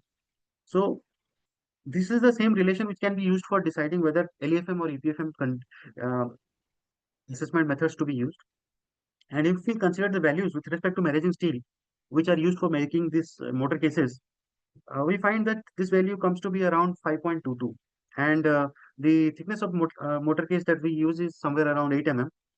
And thus it seems that we qualify, the thickness is more, and thus we qualify to be considered as LEFM, that is linear elastic fracture mechanics, which suggest this stress intensity factor or energy release rate as the methods of assessment for the crack. But even though LEFM is suggested by this simple calculation, but with experience, it has been observed that this is the kind of design that we get with this type of assessment. LEFM, simple LEFM based assessment is very, very conservative. The thickness will be very high. And for aerospace structure, as I told in the beginning, to work in the aerospace field is to live in the edges. There is no room for extra space. So this assessment method was slightly modified, where the stress intensity factor was not directly used. Rather, stress intensity factor was used, this K1 is not there. As you see in this expression, 2-parameter fracture criteria, which was given in 1976 by 2 NASA scientists, Newman and Raju, this K1 is not there. Rather, K max is there. K max is nothing but K1. K max is the stress intensity factor at the failure, but we don't know where, at what pressure it is going to fail. So let us consider the sigma F as the failure pressure. So this sigma is something which is not known. So it has to be evaluated, and this is coming, this K1 is to be placed in the RHS, and this equation has to be solved iteratively to find out the sigma F based on the value of sigma U, Kf and M. Here the Kf and M are two material properties which are to be estimated through curve fitting in a, I'll be explaining those things. And before that, these are the basic things about a crack, that is A is the depth of a crack and 2C is the length of a crack. And with this empirical, these are nothing but the empirical relations which are used for calculating the stress intensity factor, which will be substituted in this equation, so so as to calculate the failure based on this two-parameter fracture model. But what it is observed is this two-parameter fracture model, what it is doing, I just pause this animation. Okay, so if we don't consider this two-parameter fracture model, all this blue region will be safe. M is equal to 0. There is no two-parameter fracture model if we are not considering, and all these things. But it has been seen that when the stress is very high and the there is a crack also, I mean there is a flaw, this flaw will influence the failure mechanism, and in that case the failure will happen somewhere here. I mean a high value of stress intensity factor as well as a high value of stress. So in order to have a better characteristic or better decision in the failure process, this two-parameter fracture model was given, and it is an attempt. So if the failure model is failure happening somewhere here, and it is an attempt to separate it out through a failure region which is looking like a trapezium in this figure. Okay, when somebody study more about it, they will be clear. These are, I mean, not that simple to clarify in the first attempt. Anyways, this M value is decided based on the metal property, where exactly the failure data is falling. Where if it is falling here, then we have to set this maroon color M is equal to 0.6. If it is all the metal data is falling here, then we have to set the M is equal to 0.4. So these are the M is a material characteristic, and its value is decided based on several tests on the material. So this is two-parameter fracture model. But the actual failure data, which I have attempted to explain here, is distributed like this, where and distributed in this manner, if we can appreciate it. And the two-parameter fracture model, if we try to fit into it, it will be either this line where M is equal to 1, if either this line it is M is equal to 0.6, and the other one is without this two-parameter fracture model will be M is equal to 0.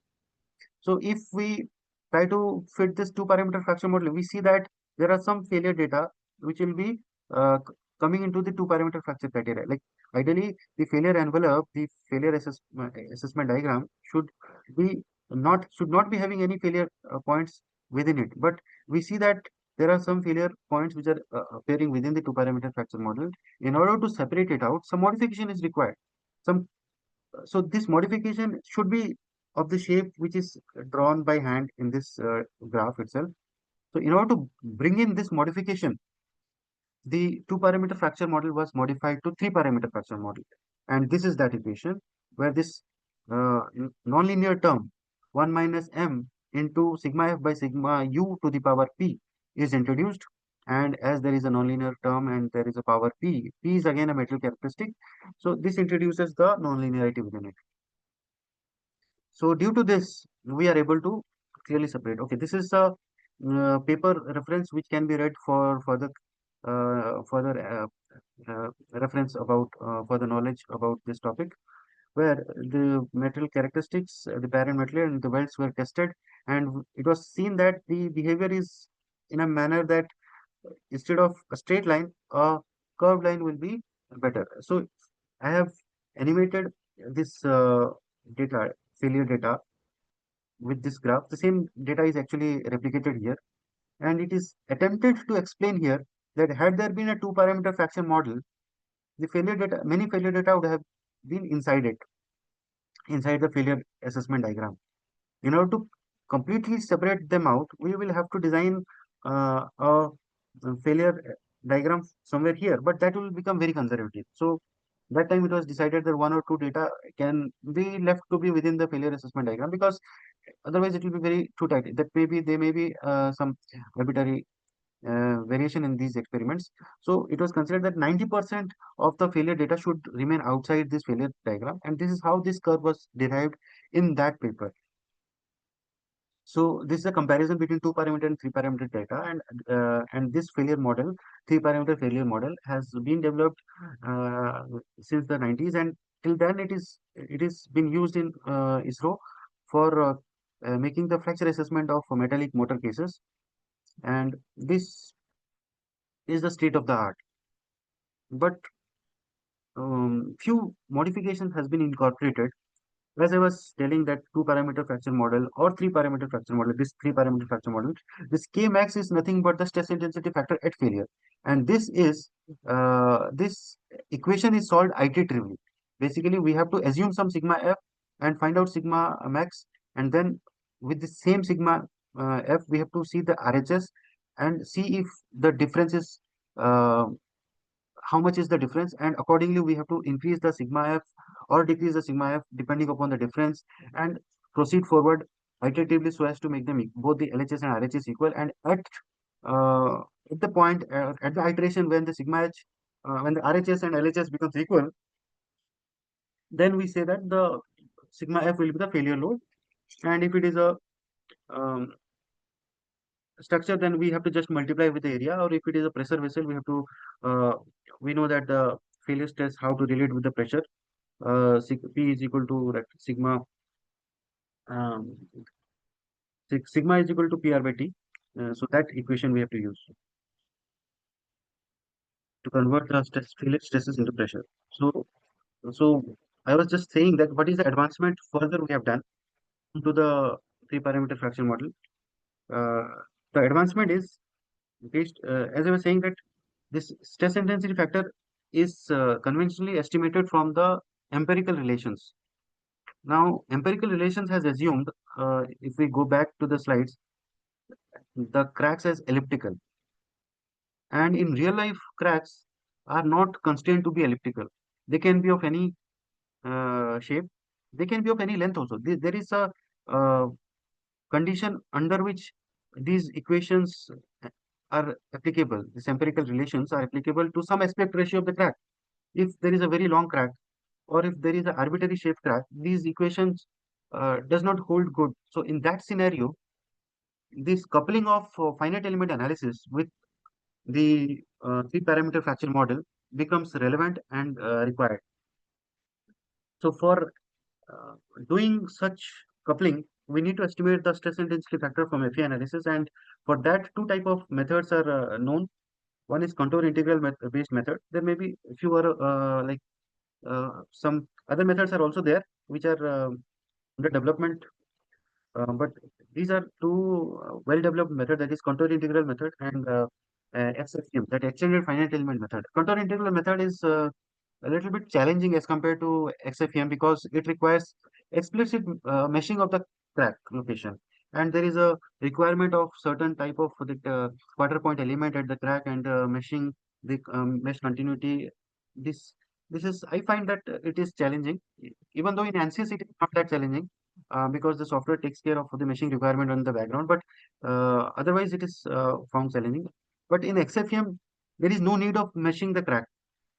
We just need to define the crack at a particular location with the help of a 2D plane geometry, and there is no need of explicitly defining. There is no discontinuous mesh in this. The discontinuity in this is mathematically incorporated by enrichment function, which the software does for us. So for the users, XFEM is found easier. And with XFEM technique, if we try to, as I was saying, that this is an iterative process. First, we have to assume one sigma f with which the stress intensity factor has to be estimated, and this can be done by running a script. And this is a slide which shows how this iterative analysis is done in Abacus using the Python script. So we have to take the journal file and assign the variables to the important parameters that we'll be using. Like suppose we take a motor case with a particular radius or a, so in that case the radius will have to be given a parameter name, and that has to be defined. And every time the crack has to be given a parameter, like crack parameters A and C, that has to be defined and given a value. Sigma F is the failure state, which is to be assumed in each case, and every time it may change till it attains the convergence. The other part is to evaluate the crack. So how this general file is run using Python without actually opening the Python. Sometimes we can run, because it's an iterative process, we can run this iteration without opening the abacus. So this is just to give a glimpse of the idea. The particular user who is interested to go deep into it can just refer this as an initial point or for reference. The next method for the fracture assessment, which is particularly used for aluminum alloy, is R6 procedure. The three parameter fracture model, which I just explained, that is used for managing steel, because that is, as I told in the that criteria slide, that is below the 1.66 value, and it is very much fracture prone as compared to the aluminum alloy. Aluminum alloy, even though that value was 1.99, it is considered safer from the fracture point of view, but still fracture assessment is carried out, and the procedure name is R6 procedure. But these procedures are like not very specific to this is the usage that we are doing. R6 can be used for managing steel, and three parameter fracture model can also be used for aluminum alloy. It is just the convention that we are following, but any method can be used for any material. In this material, basically the ratio of the stress intensity factor with respect to the fracture toughness is estimated and it is plotted in the y-axis. In the x-axis, the stress to the strength is plotted, and the failure assessment diagram is plotted. And the failure assessment diagram can be plotted through various methods. One is yield strip method. It is a theoretical method which can be referred. There are various equations which I have not written it explicitly because it will make the presentation too complex. But this is one of the main methods used. But this method may not be applicable for all the crack or all the material. For them, the J integral is the method with which this FAD is made, and this J integral is again calculated with FE analysis. And after calculating the J integral, this failure assessment diagram is made with the appropriate relations which are given in literature. Apart from these two, there are empirical relations also, which also help us in making the failure assessment diagram. Some empirical relations take into account the material properties, and some do not. But depending upon the material, the method is chosen. So, having told about the first challenge about the fracture assessment, the next thing I will be talking about is the optimization of composite materials.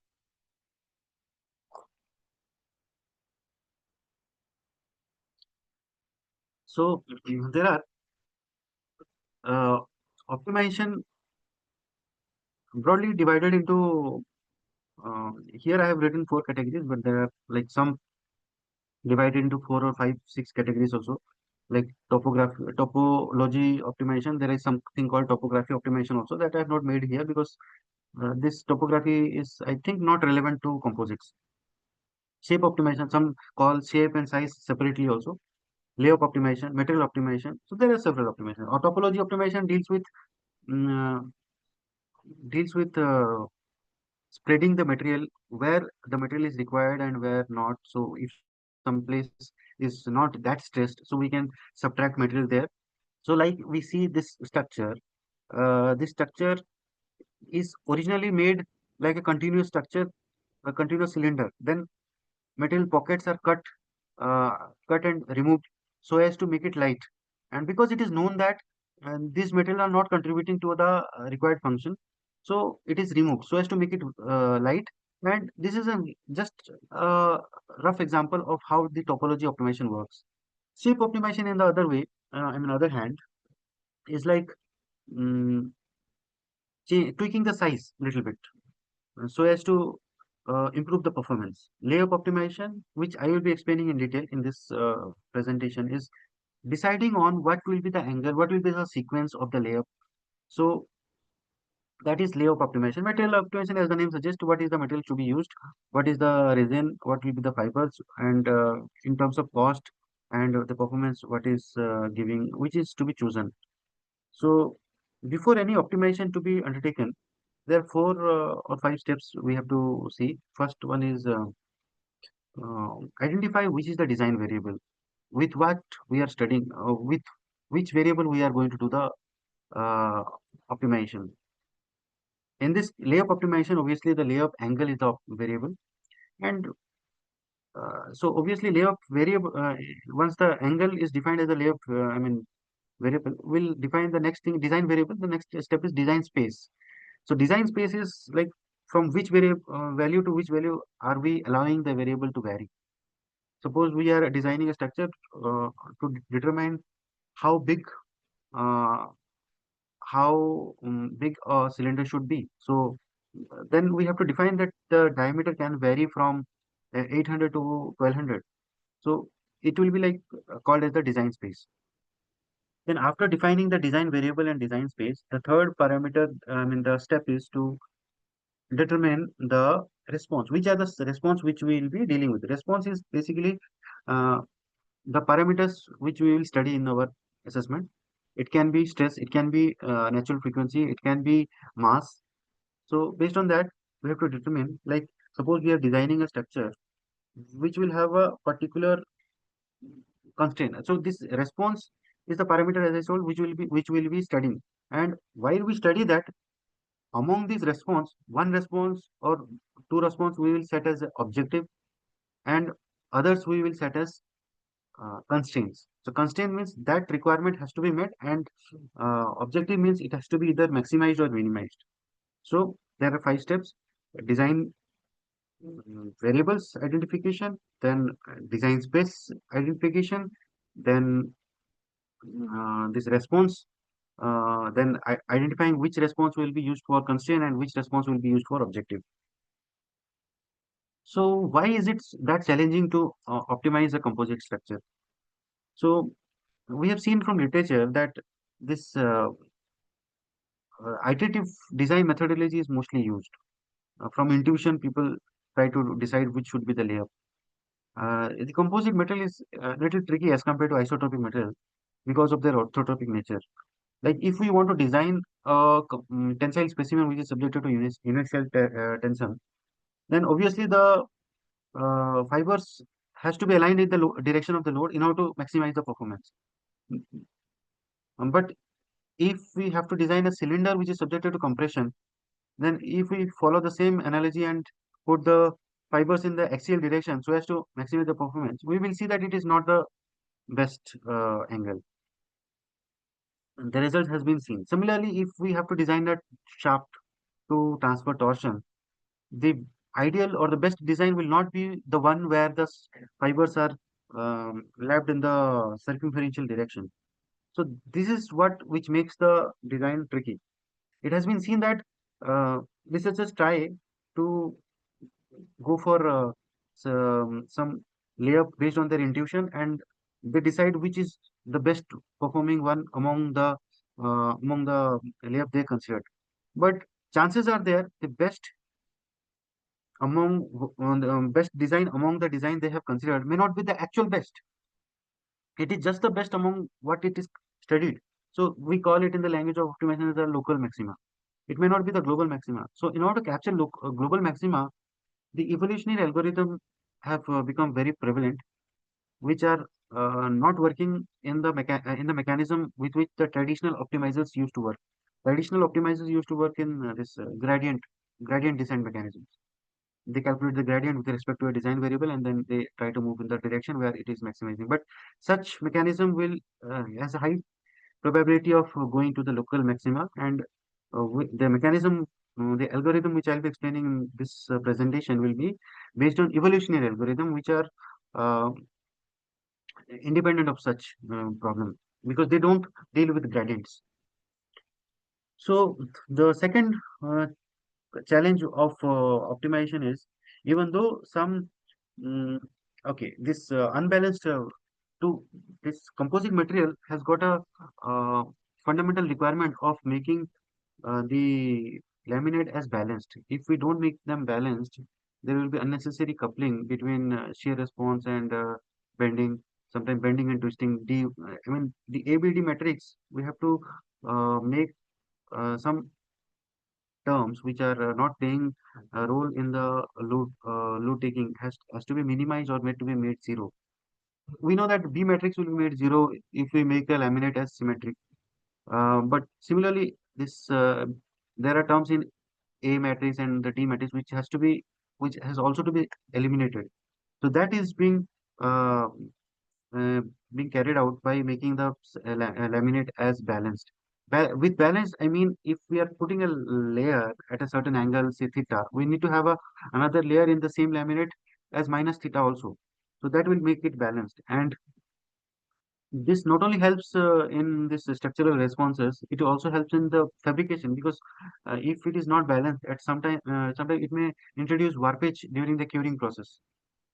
So this balance requirement is very difficult to implement in this in the evolutionary algorithm method. So that will be explained in this presentation, how to explain it. So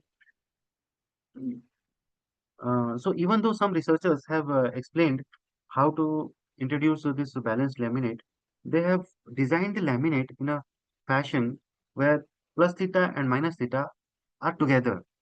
Uh, Literature has revealed that this all the laminates in a particular direction are kept together, but the real structures need not have this constraint. So the algorithm that I am going to explain in the subsequent slides will be devoid of such unnecessary constraints. And as I said, uh, this is a method of going to the global maxima rather than local maxima. And we'll also see that the method which I'll be telling in this slide will be less time consuming and will be very fast in implementation, and it has been compared with the literature.